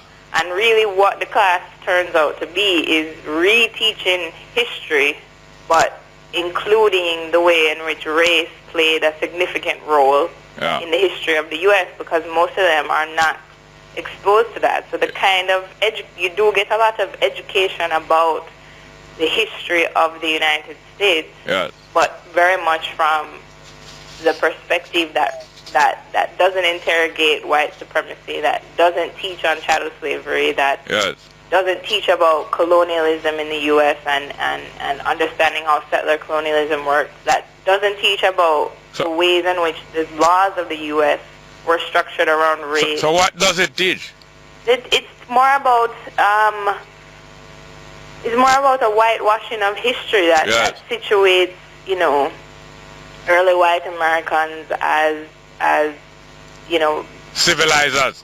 As civilizers and revolutionaries who resisted, you know, the domination of England. Yes. And you know, it's reifying and reestablishing, you know, the white settlers' ideas of themselves as these, you know, frontier people. Yeah. But it really is erasing and not at all interrogating, you know, the power, the structures of power that. So having to do that as a qualification of being, you know, of having a thorough PhD footing and so on. How does it strike you? The recent incident, boy, it's very a few for the last month we have been having some very significant incidents in Jamaica. The recent incidents of his head girl of St. Hilda's an Anglican grant-aided school, tax-supported school in St. Anne, excluding a girl from being head girl because she is associated with Jehovah's Witnesses and things. How that strike you compared with the brainwashing of even adult students in America? Well, I mean, I think similarly in Jamaica, the way education, it seems from, you know, some of the young people in our family that I talk about the education they're receiving is that the way history is presented, or the way that, you know, even, I would say the same way you can think about the U.S. history as being taught to reify and to establish and to normalize certain, you know, unequal and racist structures in the context of the U.S. You can see the way in which certain structures of Jamaican education are reifying the current social structure rather than interrogating it and presenting a kind of historical perspective that will allow students to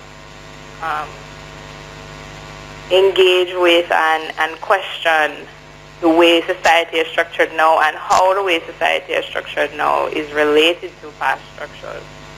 Yeah, Kwesi, you find that civics, if it is reinstituted as a standard thing, you don't find that when young people, like for instance myself in that class in 1962 at 14 and so on, you find that when young people are exposed to the ideals of citizenship and the structures of government and the possible alternative structures of government and justice and all them things, you don't find that it prepare their mind to take action, to build institutions, to change institutions. You don't find that?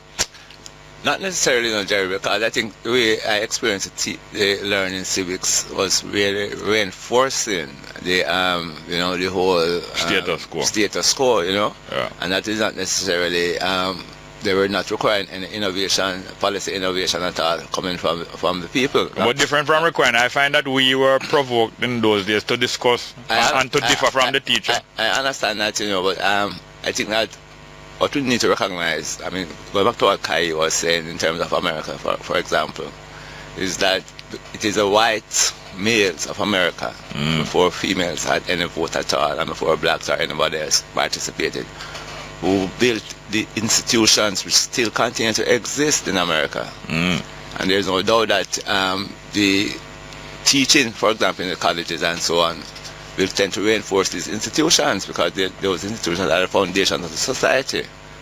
So if we want to have institutions and educational programs in our colleges, we need to actually build our own institutions to be the foundation of our society. And that is what is missing, you know, and to expect people to do their own thing and to satisfy us is really not realistic. All right, you were down at Liberty a couple Sunday evenings ago. It wasn't Sunday, it come like a Sunday. Tuesday. It was a Tuesday, but because usually they have the functions. And right. Sunday I tell you, it was like a Sunday in my mind. It was a couple Tuesdays ago. All right, let's go for a break. We'll come back on floor. Welcome back to Straight Up. This is a Tuesday the 13th of October.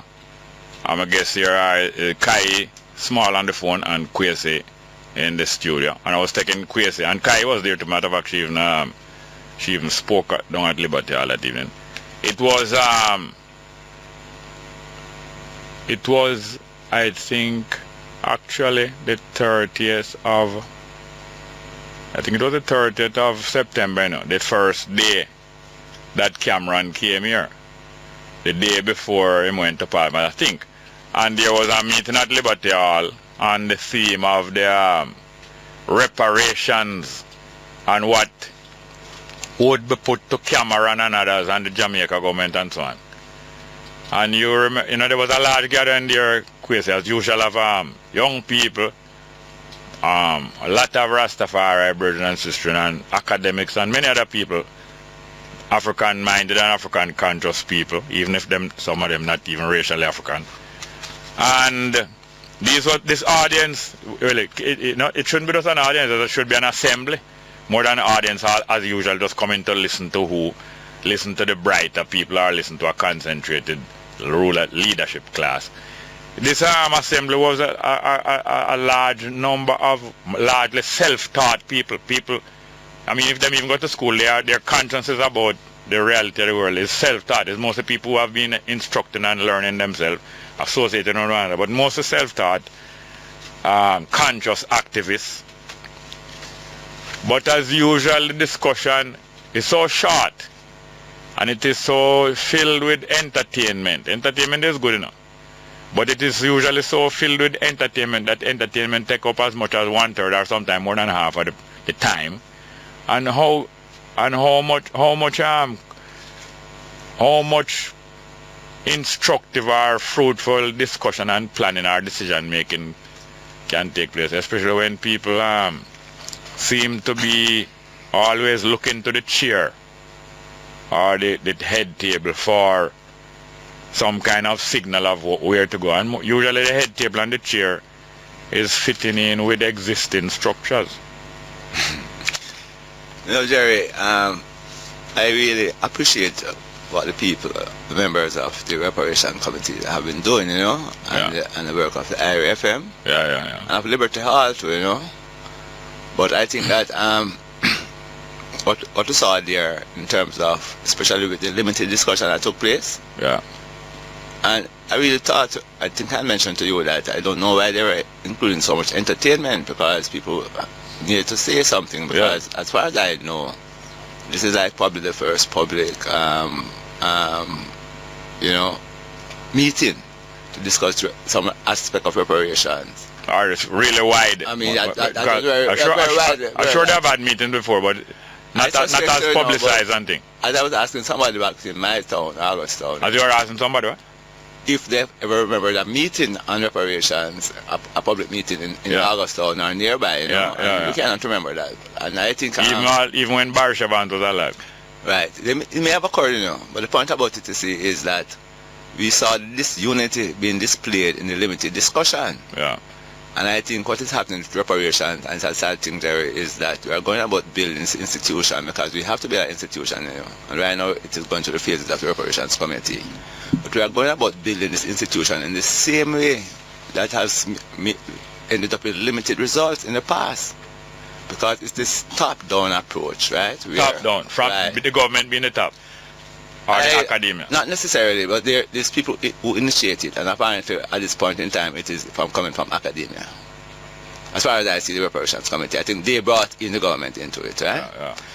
And they have and in some of these cases have top-down institution building. The people there have the best of intentions. They may have very good knowledge and capability too, and they spend a lot of time and effort doing these things, you know. But the approach that they take top down, when they come before the people, they are sometimes disappointed to find that the people are not all with them, and have suggestions to make, and a lot of things which appear disruptive. And these people who are initiators of this institution building may look at these people as being ungrateful because of all the work they did. But it has to do with how this top-down approach results in, and we have seen it in Rastafari organization. Eventually what you have is a small group of people gathered around this initial group, initiators, for life, you know what I mean? And nothing changes again. They don't grow, they don't attract much people to it. When you know? it's for life, they are in these positions for life. These are the ones who, the initiators normally occupy the positions for life. Yes. Okay? And they have a small group of people who gather around them, probably loyal to them or to the ideas. But the institutions' vision of growing to become mass institutions, for example, never are realized, you know? And nothing comes of it because of this top-down approach. I think the bottom-up approach is a bit more expensive in time and other resources. But I think it's more assured of a good result and should have been taken on an issue like reparations, you know? And it all starts about having stuff like a public education, having a preparatory conference where all are invited. All who are interested in this thing are invited. And this must be a whole day thing. It can't be a 3 hour. Or a couple days. It can't be a 3 hours no, or 4 it cannot hours. be a couple days. Dominated From by the preparatory entertainment. conference, Jerry, you have resolution. You in the conference, you break up the thing into working groups to look at different aspects. People who are interested can join different working groups. In fact, from the floor, you have suggestions from the expert panels and from the initiators of what should be discussed. And you have a record all decided, you have record keeping, you have the working groups, you know, the workshops, they call it, you know, the groups discussing the thing. You have to come back again and they put forward the views from the different workshops. And you get a set of resolutions at the end that form the basis of the function of a working group that goes ahead now to look at the resolutions, to put them into some kind of structure and context, and to prepare the way for another conference where with everything now will be jailed. They'll report back in the meantime or at that conference on what they are to get in from all the resolutions and suggesting a way forward. This could be further amended at the conference, but eventually people will agree on a platform which is very inclusive and as wide as possible and have the widest support. And Jerry, that is bottoms up institution building, grassroots. Before we get back to you for the last word, Kai, you been listening? Yes. Did you see the need? You see the need for this kind of thing, especially with the few hours that we had at Liberty Hall, which might be, we might have something like that till another 6 months or 2 years, and therefore the thing is not continuous. You see the approach that Kwesi is talking about will lead to some mutually beneficial common cause. People have common cause going forward and staying in touch. Yeah, no, I agree completely. In fact, I think what we saw on Tuesday was the interest and the demand from the people who are attending to have that space to engage, to ask questions, to develop ideas and responses rather than just receiving affirmative speeches and information. Yeah. Now that does not have its place, but in terms of getting feedback and establishing a public discourse, or not necessarily establishing, but expanding and giving room to expand and coordinate the public discourse around it. And particularly with when we're talking about reparations, which involves all the people of Jamaica, and strategizing how best to approach that, and particularly given the dynamics and the political structures within Jamaica, because I remember, as I don't know his name, I don't know if either of you remember, but when he came up and made a comment about, you know, the government not representing the interests of Rastafari, and clearly that is a well-taken position. Yeah. In several different ways, the government doesn't represent the interests of Jamaican people, so how in pursuing reparations are we going to negotiate those dynamics? See, that has to be engaged through. All right, well, it is going to have a cost, maybe not prohibitive, but maybe so. It's going to have a cost in terms of a place where to have these things, because you might get Liberty Hall to borrow, or you might not get it, you might get the university, but it's going to cost the interested people to find a place. It might cost anything, but it costs the effort to find a place and to put aside the time. And it, as I tell you, as usual, it can be this usual afternoon or evening thing of 3 or 4 or 5 hours especially split up or dominated by entertainment. Queer, say the last word. We have 2 minutes. Jerry, I want to invite all the people in Jamaica who are interested to form small groups to discuss the public institutions, how they work. Because what we have seen is that whenever there is a disruption, whether it is Sam Sharp or Bogle or 1930s, what the colonizers did were to put in place new institutions which have lasted for several years, you know. To repress. Well, they are putting institutions to repress, but it works along, it continues to work even to this day. And that's why people believe that there is this great conspiracy theory, you know. But it's not conspiracy theory that they have conspirators now who are inheriting their conspiracy from their parents. No, it is the work of institutions. Yeah. If we want to change the way that the society is going and the economic and social results, we have to build our institutions there and start discussing them in civics, in small groups, large groups, citizens, civics clubs. That's what I'm putting forward. 3 C's. Yeah. In 3 C's, we discuss our public affairs and we can clarify ourselves there. All over the place. So as you're saying, whenever there's some threat of the people getting together and staying together, the establishment, the society, the establishment, the government establish institutions to repress it, and later on the successful from among us graduate up into these institutions and become administrators of these institutions instead of them continue fighting. So you become prime minister, you become part of the system, you become the ruling party, you become part of the system and part of the institutions of the same colonial them. Right. And representative of them rather than representative. Of course, because the whole thing that we are living through, Jerry, was planned from 1944. Yes, sir. The Constitution was written here, yes, but adopted in England and approved in England, you know. Yeah. So what we are living here is just a pipe dream, you know. Yeah. It's a containment. Yes, it's a containment. We need to do this. Yes, sir. We need to do this thing. Well, thank you very much. Kai, thank you very much. Thank you for having me. Yes, man, you're welcome. And Kwesi, I think you can stay till after the news because I think some callers going on to interact. Good. Welcome back to Straight Up. I'm your host, Jerry Small. Into the third hour of the program. Kwesi is still here with us to discuss anything that you care for. Somebody just call him on our brethren and remind us that the narrator of this today was what? Les Crane. Unless some text message, you know. Jerry? Up to now, I can't see what Cameron has done. Why don't we return the money if we are so insulted? You get any money from him? You don't get no money from him. Return what? But obviously you don't either understand or don't really care if you understand the issue. A lot of people make up their mind before now, which side them on. To a lot of people, the most important thing is which side them on. Not the issue itself, but which side they are on. Next one. Jesus Christ said, think not that I am come to send peace on earth. I am come not to send peace, but a sword. Yes, it did say that according to reports. Next one. Jerry, would you be surprised if Porsche parachute Damon Crawford in a safe seat before the election? I wouldn't be too surprised. No.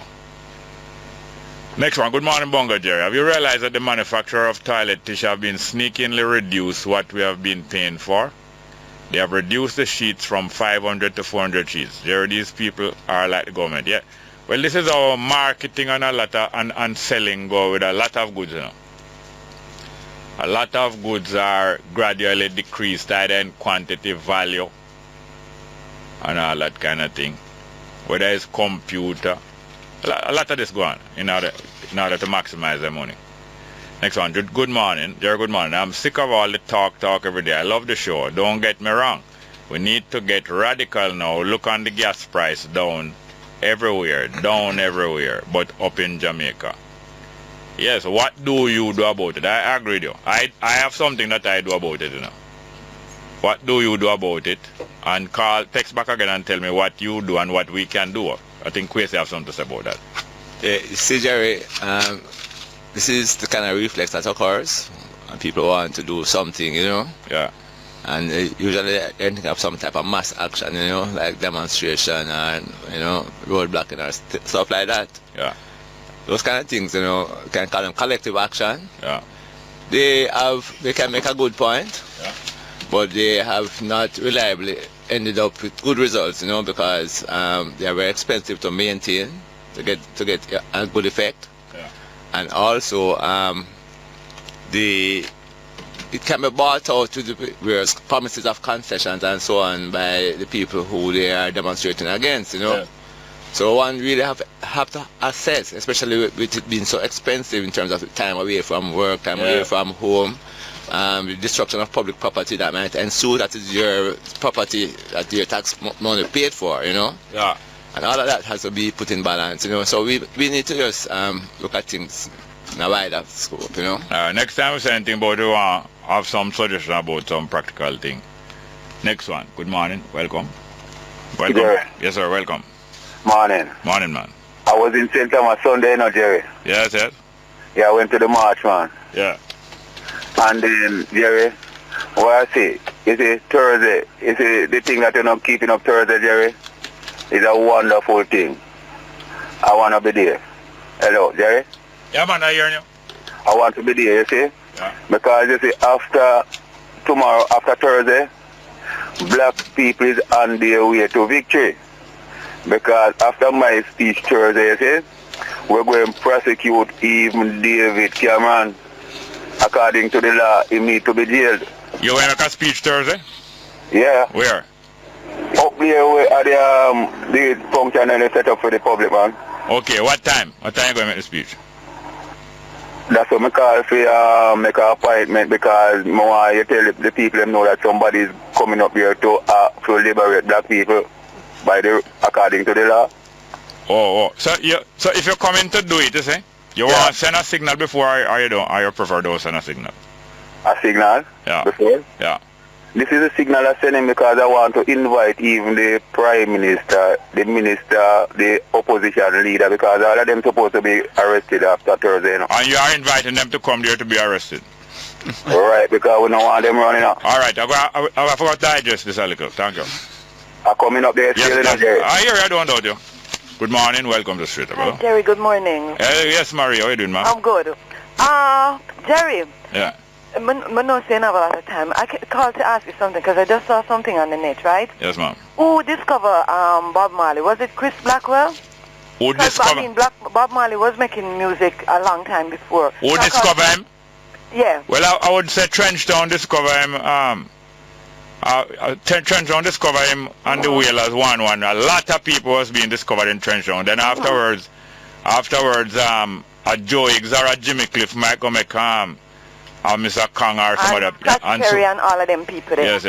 Yeah, but I mean, Chris Blackwell did good marketing and all of that, because what I'm seeing, Jerry, is Chris Blackwell and this other chef, an Italian. He has an Italian name, Mario Batali, and another man, Renel Mastriani, some name or whatever. Yeah. I'm not disrespecting. I can't call the name. That's why I'm saying name. Yes. They're planning to have a festival in Jamaica on November 13 and 14, and a music food. Where? A music and food festival. Where? Music, food and culture festival. Where? And I'm going to call it Nyam Jam Festival. Yeah, where?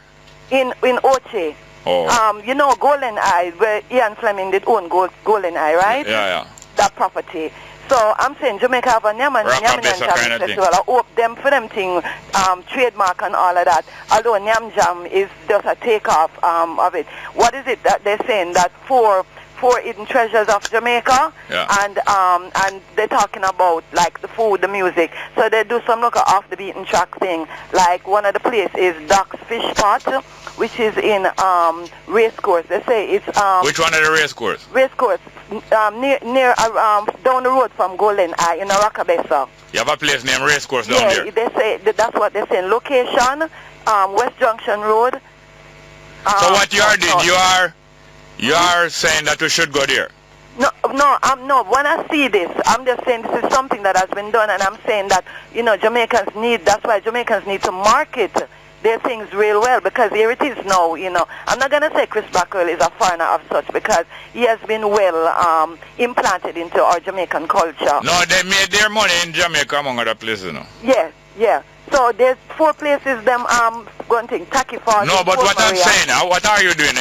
Encouraging us to go to these places or what? No, I called to ask you a question. What is the question? That I'm saying that when they say that Chris Blackwell discovered Bob Marley. Yeah. I was calling to ask you your take on it, but you know. All right, I'm going to give my take. Hmm? I'm going to give my take. Thank you, Marie. Call soon.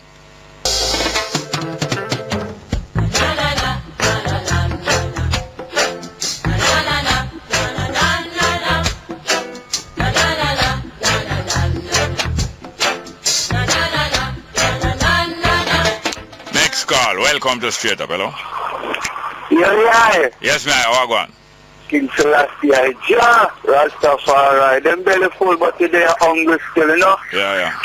I'm one who say a hungry man is a angry man also. Big up to Quasi in studio, you know? Yes, sir. Give thanks. Give thanks and praise for another day Straight Up. And we have specifics must be taught in school too, you know? Yeah, man, I will do it at home. We will do it at home. Watching the news last night, you see? Yeah.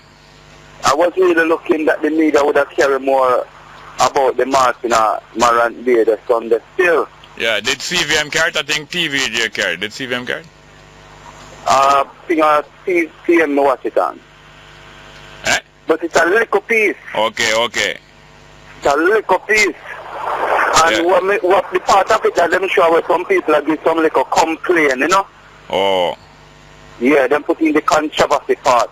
Don't you go down there? No, me never go Mr. Small. I couldn't reach Metro. Okay. I come in hours a night that I to retreat. I'm tired. Yeah, most. Metro, I plan so much on him, but I'm tired, man. Because I still go and go do some little house chairs. Because I remember a lady the other day, you know? Yeah. So I did really tired, man. So after but what I'm saying, this morning you had a discussion with Delano. See, right, yeah. And you were asking, because he was saying much young people weren't there and thing, and you know? Yeah. You were asking a question, like, yes, I must say, boy, people in them teen and 20s, them not really know the data when the rebellion took place. Yeah. And you were asking, boy, what kind of event you see now what happened? Which party that make the youth them aware? Yeah, what do they remember? What, if they don't remember the Morant baiting, or if they don't, what do they remember? Because young people there must be some historical things that happened recently or long time that in their mind. Because I'm sure that the election of Barack Obama in 2008 is fairly, it have an impression upon the young people mind of today. But what about things in Jamaica?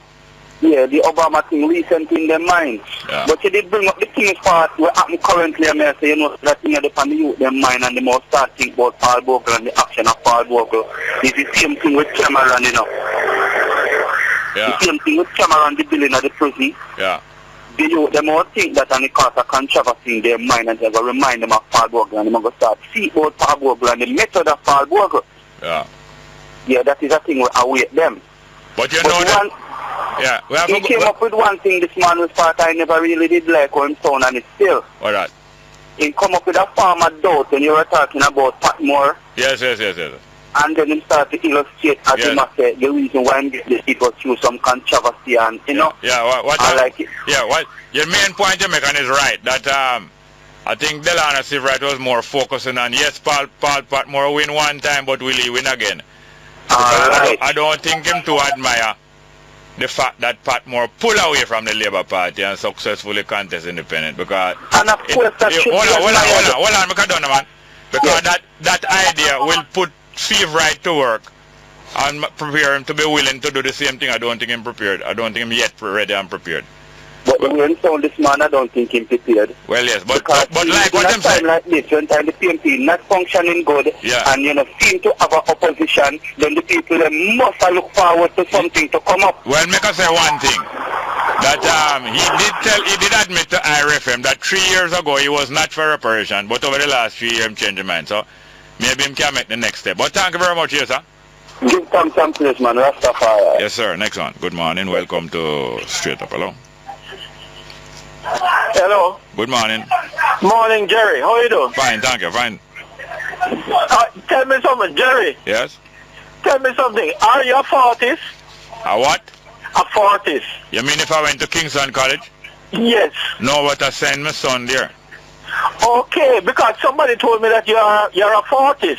Yeah. So I say, if you're a 40s, then you're not Jerry Small, but you're Jerry Large. No, but I am in campus. It's not everybody 40s, you know. Some campus. Some in campus. I want to talk about, you see, David Cameron. Don't you think that is an insult that David Cameron came here to Jamaica and said the proposal he made to the government here? Yeah, he came here to insult us. It's not an accident. He came here to insult us. Of course, he wants to enslave us. Yeah. Anyhow, I want to be quick with you. Jerry, let me ask you something. Yeah. Human heart, a healthy human heart. Yeah. At the age of 70. Yeah. It beats how many times? I don't know if there's a rule, but give me the average, huh? It's 2,177,000,000. Oh, in the 70 years. In the 70 years. Yes, at 70 years. Oh, it has beaten that. 2,177,280,000 beats. Yeah. That's the amount of time it has been. Another thing I want to ask you. Yeah. This manufactured name, Jesus. Yeah. Did you know when it came into existence?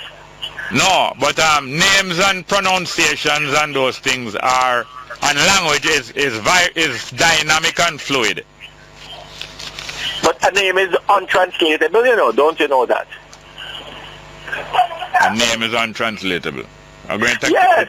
You ever heard that they translate Fidel Castro? What? Fidel means faithful. Yeah. They've never translated, and none of the Fidel don't mean faithful. Non-English-speaking countries hello. Translate. Their name never been translated. Take time, let's have a discussion. Fidel don't mean faithful, it means faith. Faithful. Hey, hold a minute. Elaine wants to talk to you. Hello, good morning. Good morning. Jerry! Is that your psychiatrist?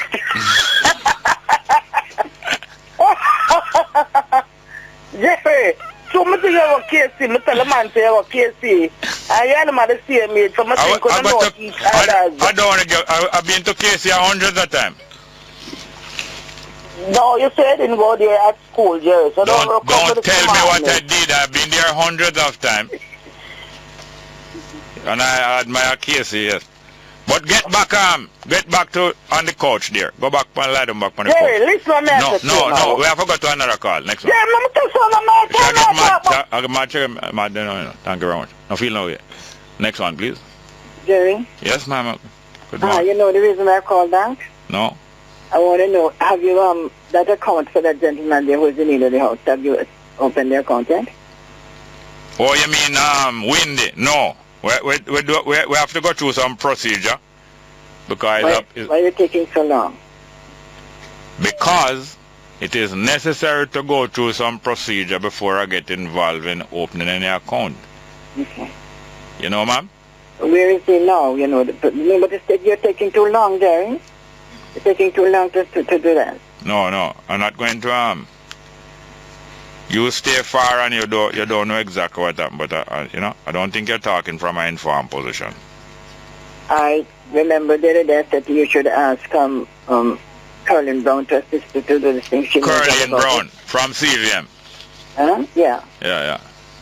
Because but there's more than one. I said if I'm on the road and then I put something in their account. Yeah, but there's more than one. I have to go on the road again this week, then No, but so there's something for the day. So nothing at all has been done? Calm down. There's more than one day for skin a cat, ma'am. No. Not only your way for skin the cat. Which way you like? The way you like it.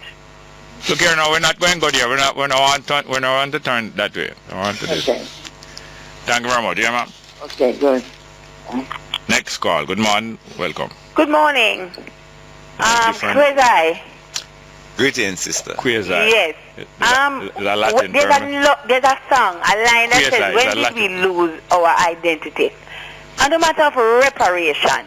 What is the real essence, the core of reparation? Is it about getting England to give us £1 trillion, or is it about getting back an ethnic cleansing of getting back the African continent in its true and pure form of its people, that is deporting all the cultures that has caused this havoc amongst the genuine Jews, the black people of the real black people of the continent? Isn't that what reparation should be about? An ethnic cleansing, because if you get back your land, you get back your culture. Yeah, give me a chance now. Yeah, listening. Okay, bye. You can't say bye, listening. Or not send by, take back the buy. Go ahead. Well, what I think you're talking about is a rollback, you know, and I don't know if we can roll back history, but I understand that you're laying the basis for certain claims. I think a lot of what you mentioned that we need to do ourselves. But nevertheless, reparations is due and is correct, you know. My concern about reparations is, are we ready to receive it?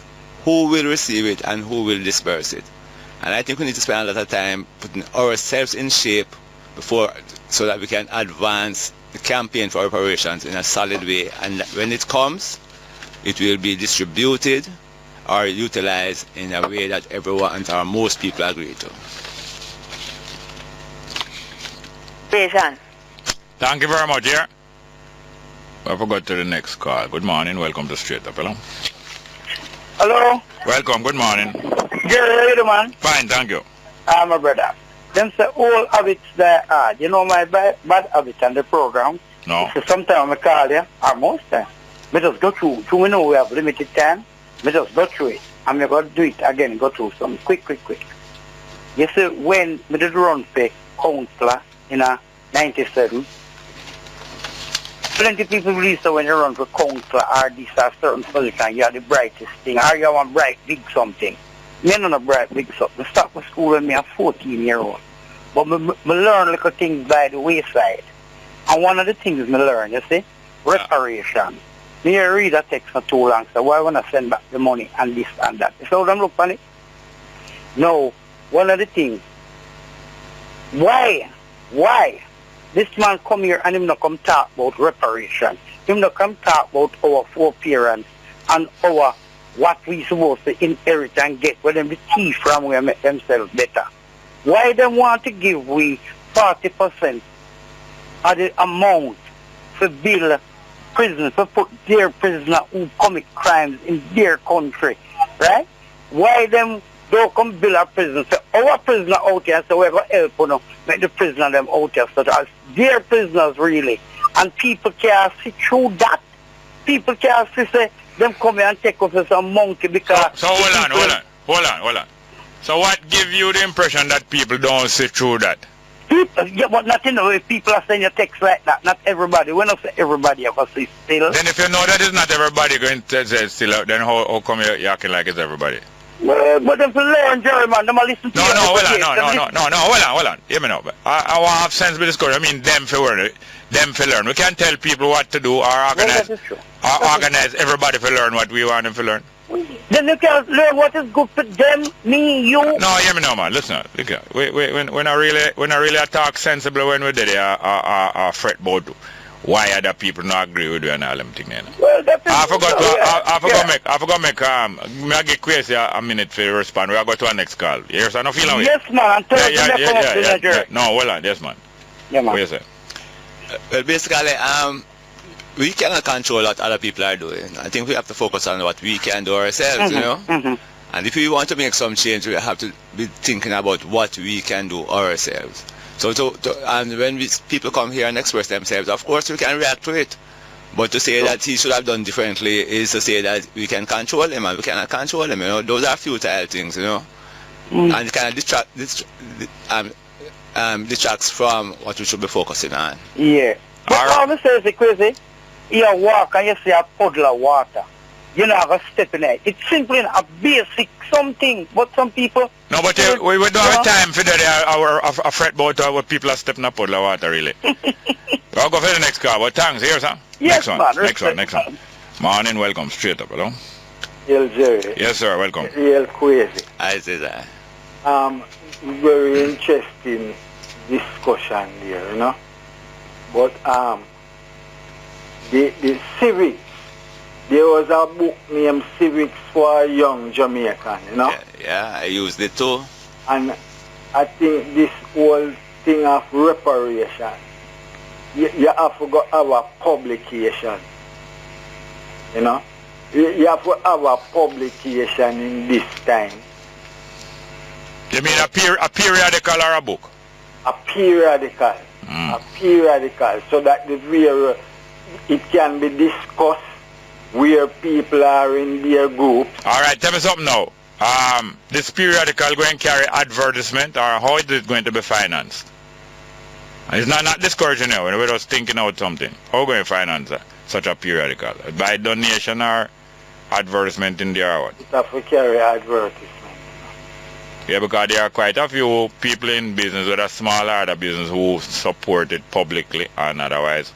But you know that for a periodical, the thing about a periodical, for it to be suspended, especially in this time of digitalization and internet, for a hard copy printed paper thing, which I think is what you're thinking about, it really have to go have a finance method of advertisement or sponsorship. Well, I'm glad you said that, because not necessarily a printed hard copy, you know.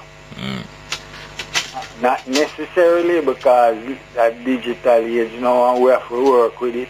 But most of the people who you want to sensitize, are they going to be accessing this on a smartphone? Or do they have a smartphone? Yeah, I think so.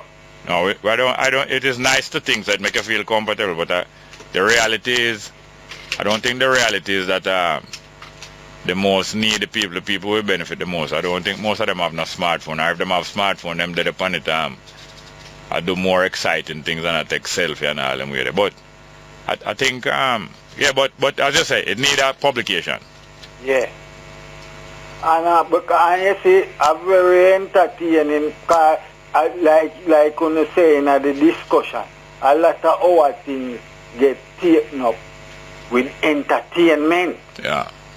And the entertainment not necessarily go with where we want to discuss.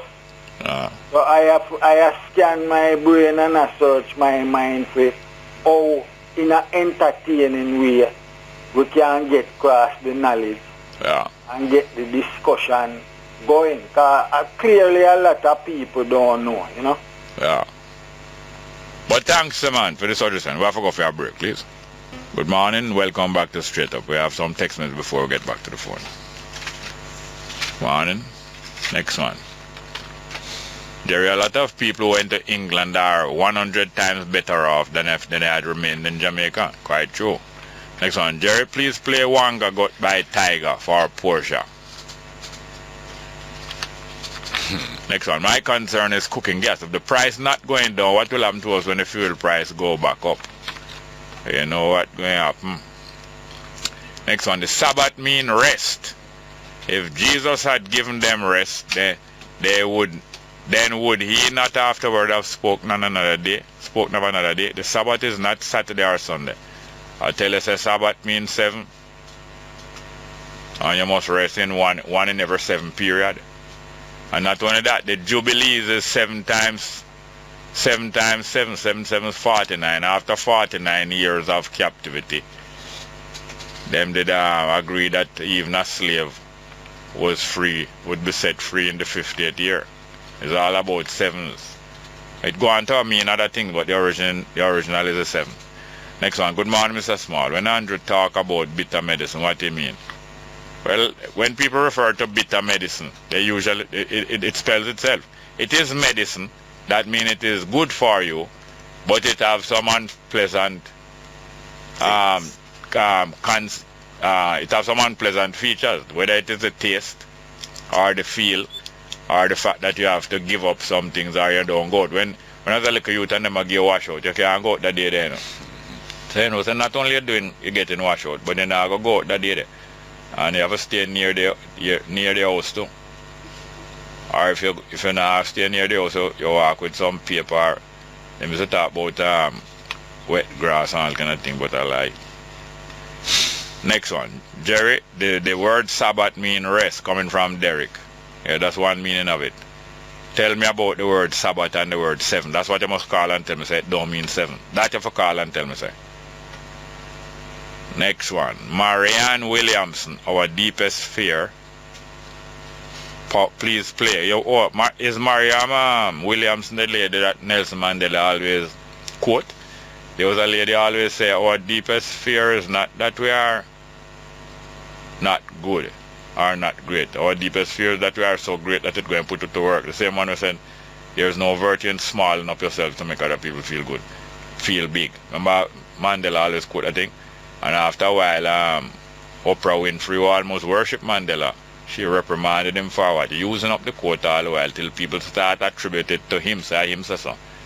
And he never tell people, say the lady say so. So my man tell me, say I must have Marianne Williamson. There's a white young girl too.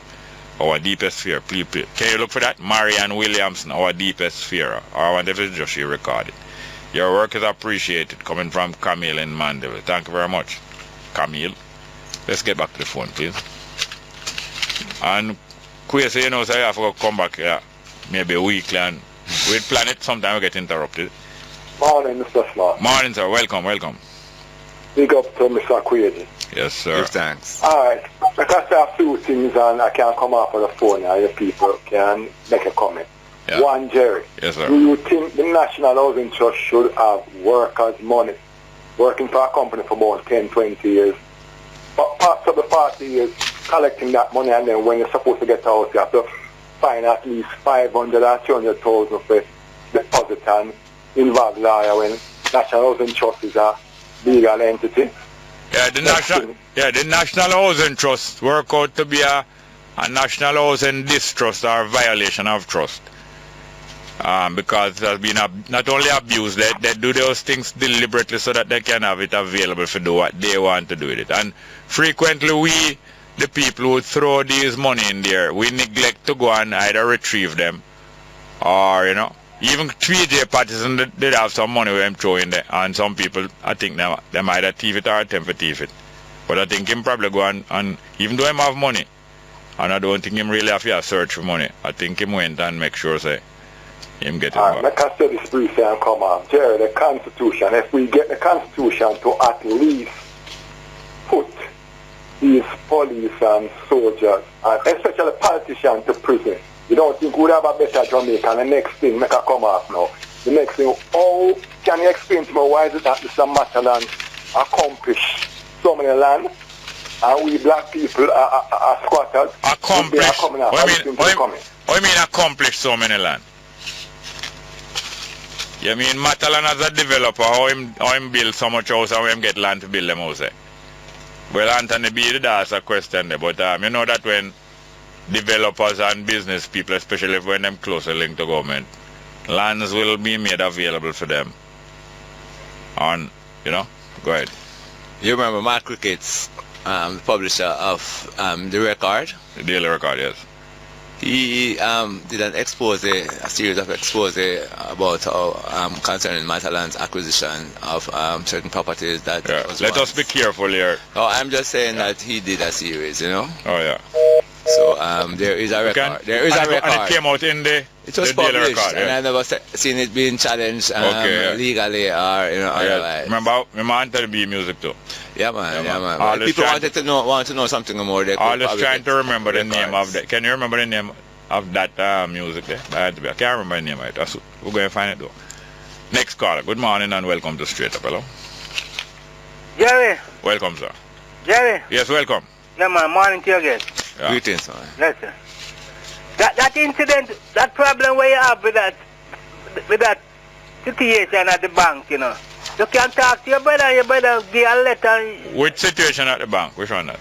That brother where you're trying to set up a pawn at the bank that somebody can go there. No, I'm not trying to do anything. I'm exploring the best way to go, yeah. You talk to your brother, no, man. You have two brother attorney. Them can just write a letter give you, you go to the bank with it, you know. Anyway, don't do anything in my name.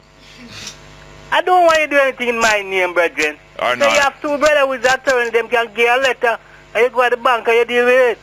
Just call them and talk. Call your brother and talk to him and write a letter give you. Yeah. Thank you very much. I have another thing. You hear me? Go on. Yeah, I hear Wanga got was on Cliff Youth program. Yeah. And Cliff Youth same I have no phone. And Cliff Youth I called Paul Berg, General Secretary for the PNP.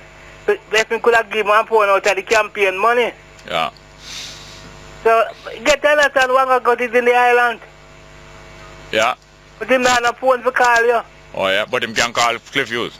No, I in the studio me there talk to Cliff Hughes, you know. Oh, what you must doing? Scrounging around? I don't know. Cliff Hughes same fright when him see him.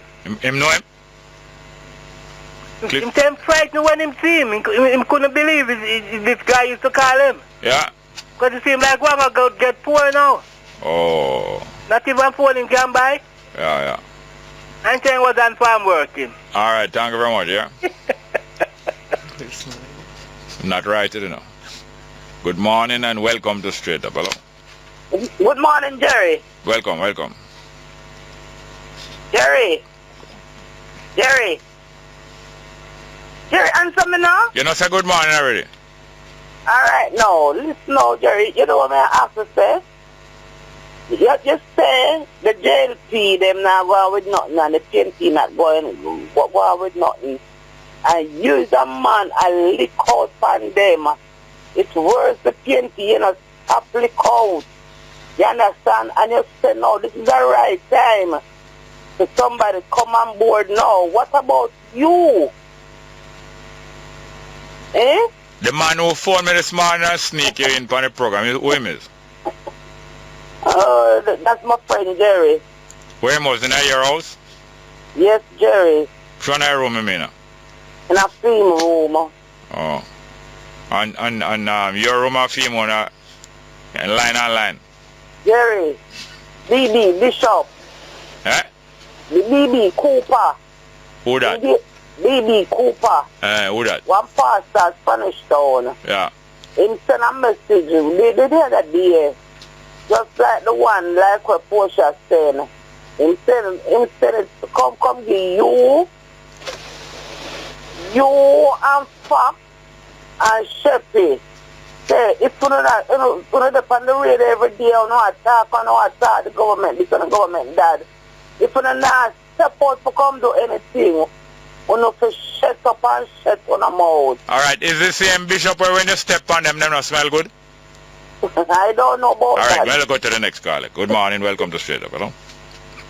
Bishop, good morning, welcome to Straight Up, hello? Next one. Run the numbers for me, please. Alright, next call. Good morning, welcome to Straight Up, hello? Hello? Welcome, sir. Yeah, Bongo, Jerry. Wagwan. It's right on. Okay. Bongo, do you get a chance to play the Burning Spear Man and don't sell out for me? What name again? Burning Spear Man, my island don't sell out. No, not yet. Burning Spear? No, I don't get to play it yet. Alright, here's the thing I asked about now. Yeah. Our discussion about UCM boats. Yeah. There's a video going around with UCM boats. Yeah. Right, Honorable? Yeah. Order of Jamaica, whatever it is that them get. Yeah. And basically it shows UCM boats in a strip club. Yeah. Showing up some dollars. Yeah. And hitting girls and their whatnot, right? Yeah. Now the issue that comes up is, remember when they were giving the order Jamaica, and we're talking about is it deserving in terms of one so young, in terms of contribution? Yeah. Now I put it to you, that based on this event alone, wouldn't you say it brings the question what the criteria is for our award these honors? How do people get honors for other things, you know? Alright, so does it bring into question all of the other people who get national honors and them conduct also? Surely, that's what I'm saying to you. Surely. Alright, okay. Well, let's go for a break. Okay, let's go for a break and we'll come back and we'll talk a little. Alright, no problem. Welcome back to Straight Up. Yes, sir. Are you there? Yes, sir. I'm still here, man. Yeah, the national honors, you see? The national honors instituted by Jamaica government and the way how they have been distributed. Yes. It's not a big thing. So I'm not even concerned about who them give and what the behavior of the people that they give. The whole light has been corrupted and hijacked from a long time. Oh, okay, so that's the base of what you said. But I'm just saying to you, this put a spotlight on them, because if you're giving somebody a criteria to say you pick along these lines and show you a public knowledge as to what that criteria is, then it has, if you're ambassador to the country, then basically that represents. Yeah. They should conduct themselves accordingly. They should hold on. No, They should do what? They should do what? Hello? They should do what? No, I said... No, don't repeat the whole way I said. Examine in terms of the criteria, because maybe before, they never know until they behave so. So I could always be hindsight is 2020 vision, right? Alright, what did I say? Right. What did I say? What? Having done so. No, hold on. Hello. Who get these honors. Hello. You hearing me? Are you hearing me? Are you hearing me? Oh, I'm hearing you now. Yeah, what you doing? You walking or driving? No, I'm driving at the park. Alright, hear this now. Did you hear what I did say about it? Did I hear what you said about what? About the whole system of national honors and things. Yeah, man, everything is up and everything. Hello, right? Hold on, keep it simple. Ask that question. Just answer a question first before you say anything. Did you hear what I said about it? I said yes, I hear you said corrupt. No, that's just one word I said? No, not that one word. I don't think you're really listening, but it don't mean nothing much to me, because the national it don't mean nothing, because the national honor is a whole system of paying off people and things. But thank you very much. Alright, Jay, no problem. Got you. Yeah, next one. Good morning. Yeah, quickly. Oh yes, Jerry, but the award, the national award of national hero for Bogle, I am so disappointed that the recognition of Bogle's 158th anniversary of the Bogle Rebellion was not given much more prominence, By who? I mean, by all Jamaicans, and including the public spending that has been done on other things was not evident here. I mean, 150th anniversary is a very special anniversary, and I think that the government didn't want to pay any focus on that because Bogle was carrying out an attempt against the institutions, quite so. Government institutions in St. Thomas. Yeah, quite so, and that is why them wouldn't give no much recognition. But I like it when them do that too, because it only show up what them is about. So all that happening, I like it. It helps to demonstrate what them is about, all what them is about. As a matter of fact, the refurbishing of the Bogle statue was more about honoring Edna Manley who do the work, more than Bogle. That's all that they're there about. Thank you very much. Next one. Good morning. Hello. Morning, good morning. Good morning. Welcome, welcome. Yes. I am an educator. Yes, ma'am. In the school system. Yeah. I don't think much effort has been placed on really getting people to study and appreciate our national heroes. Yeah. No. And mention is made of them on like Heroes Day coming up. And imagine some of them, with all the mention of what is going on, there isn't much information among people about them. And even Marcus Garvey, I see that man as a God-sent visionary. And I don't think until Jamaica take the Marcus Garvey vision serious for what it is and what it said, reparation will not mean anything to them. Because when I read Garvey how he traveled Central America, United States and all over the place and saw the state of the black man that didn't come to the West were dragged and brought here. And so the condition under which they lived and what was happening to them, that's why Garvey talk about back to Africa, Because didn't see no hope in here for the black man. Now the black man rule himself in our situation and still hook up themselves. We have a governor general out here we paying to maintain a governor general that is representing a queen. Huh? Hello, you there? Yes, man, but what you want to discuss with me? No, I am going along the line of the fact that at this point in time, with this reparation matter, if it is not brought, if the Garvey is not properly studied and all that thing, it will be difficult to get people accept this reparation thing. Yeah, but hear this now. I accept what you say and I agree. But from my little youth, I never expect and I'm not waiting for government to do the things that I feel like me and my people should have done. If they don't want to do it, it don't matter to me. It only make the way clearer for us to do it. It put us harder to work, but you will be more free from them. Yes, what I want to say at this point in time, we need to start the ball rolling then. Because over the years we wait on them to do it and they didn't. All right, tell me one step that can start the ball rolling. I forgot to establish the Garvey vision. No, that's a vague. No, hello. That's not a step. Hold on. I'm asking you about steps, but what you just said a while ago, there's not a step. No, but when I say establish the vision about the fact that the black man was oppressed and depressed, dehumanized and all them things. What did I just ask you to do? Did I say some information have to get out there? And no. I asked you something now. What did I just ask you to do? I don't have the resources to do what you have to do. No, I don't think you really heard what I asked you to do. Alright, repeat it. No, what happened now? The time kind of short, and what you are talking about deserve more time than what we have now. So call back tomorrow, but don't wait until the last segment of the program. I've been calling before. Yeah, I know. Alright, call tomorrow early. I have to read some text messages and take in probably one more or two more phone calls. Next one. Sir Jerry, the same class colony reached the Jesus. Is same happening now with the Ja in their what, Manchester? You have to come, come. I don't know what this word is. Next one. Elder Honorable Frank Gordon. Where is he? Alive? A man like him need to be remembered and elevated as an icon. Yeah, Frank Gordon passed away. What is this word? Seer? What does that mean? Seer Manchester, what's it? Huh? Seer Manchester. Next one. Sir Jerry, our leader Psalms 2 explains, or our leader Psalms 2 explains their intention against one of us here with names without end. Good.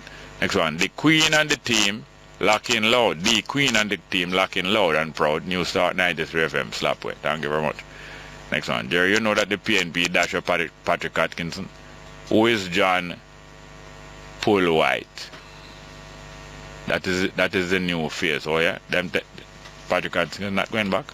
Next one, Rastafari inspire Bob Marley in life. Also the air, food, and people he meet. That I think this person is responding to who was the discoverer of Bob Marley. Next one, Jerry, why you not just a ball for reparations every day? So because somebody owe you $100, you not decide for work. This person here, I wonder if them are going to spite. I wonder if them deliberately are going talk, writing and talking like them basic school person. Probably deliberately do it, I don't know. Next one, Jamaican too emotional to deal with any subject. Text back and tell me if you are Jamaican. I look like the same person. Next one, you see the politician like PJ ready for Nyama food off of the back of reparation, and I hear say him fighting for the past, and I never hear him fighting for the past. Big truck. Next one, you see the politician. See him saying again, and 2 times I'm saying it. Now why we writing on it? The same thing 2 times. It's from the same person. Maybe it's not your fault still, because sometimes and I write something else, Next one, Don Taylor, Skill, Cole, Blackwell. Who was it that guided Bob on original Whalers? Coxon, Duke, Reed, Kong, Bond, Street. Some suggestion here about who it was who guided Bob Marley. Next one, is it because Rasta now look no work? Why you not go on about reparation Big Truck? Somebody impersonate Big Truck, Some fools them are right from where I don't think I really believe somebody impersonate Big Truck. Guy we always call from America. But sometimes him talk some foolishness with truth on the phone. So maybe it's him still. Well, we have time for one call. Good morning, welcome to Straight Up, Jerry. Yes, sir. I the caller they was talking about Usain Bolt, sir.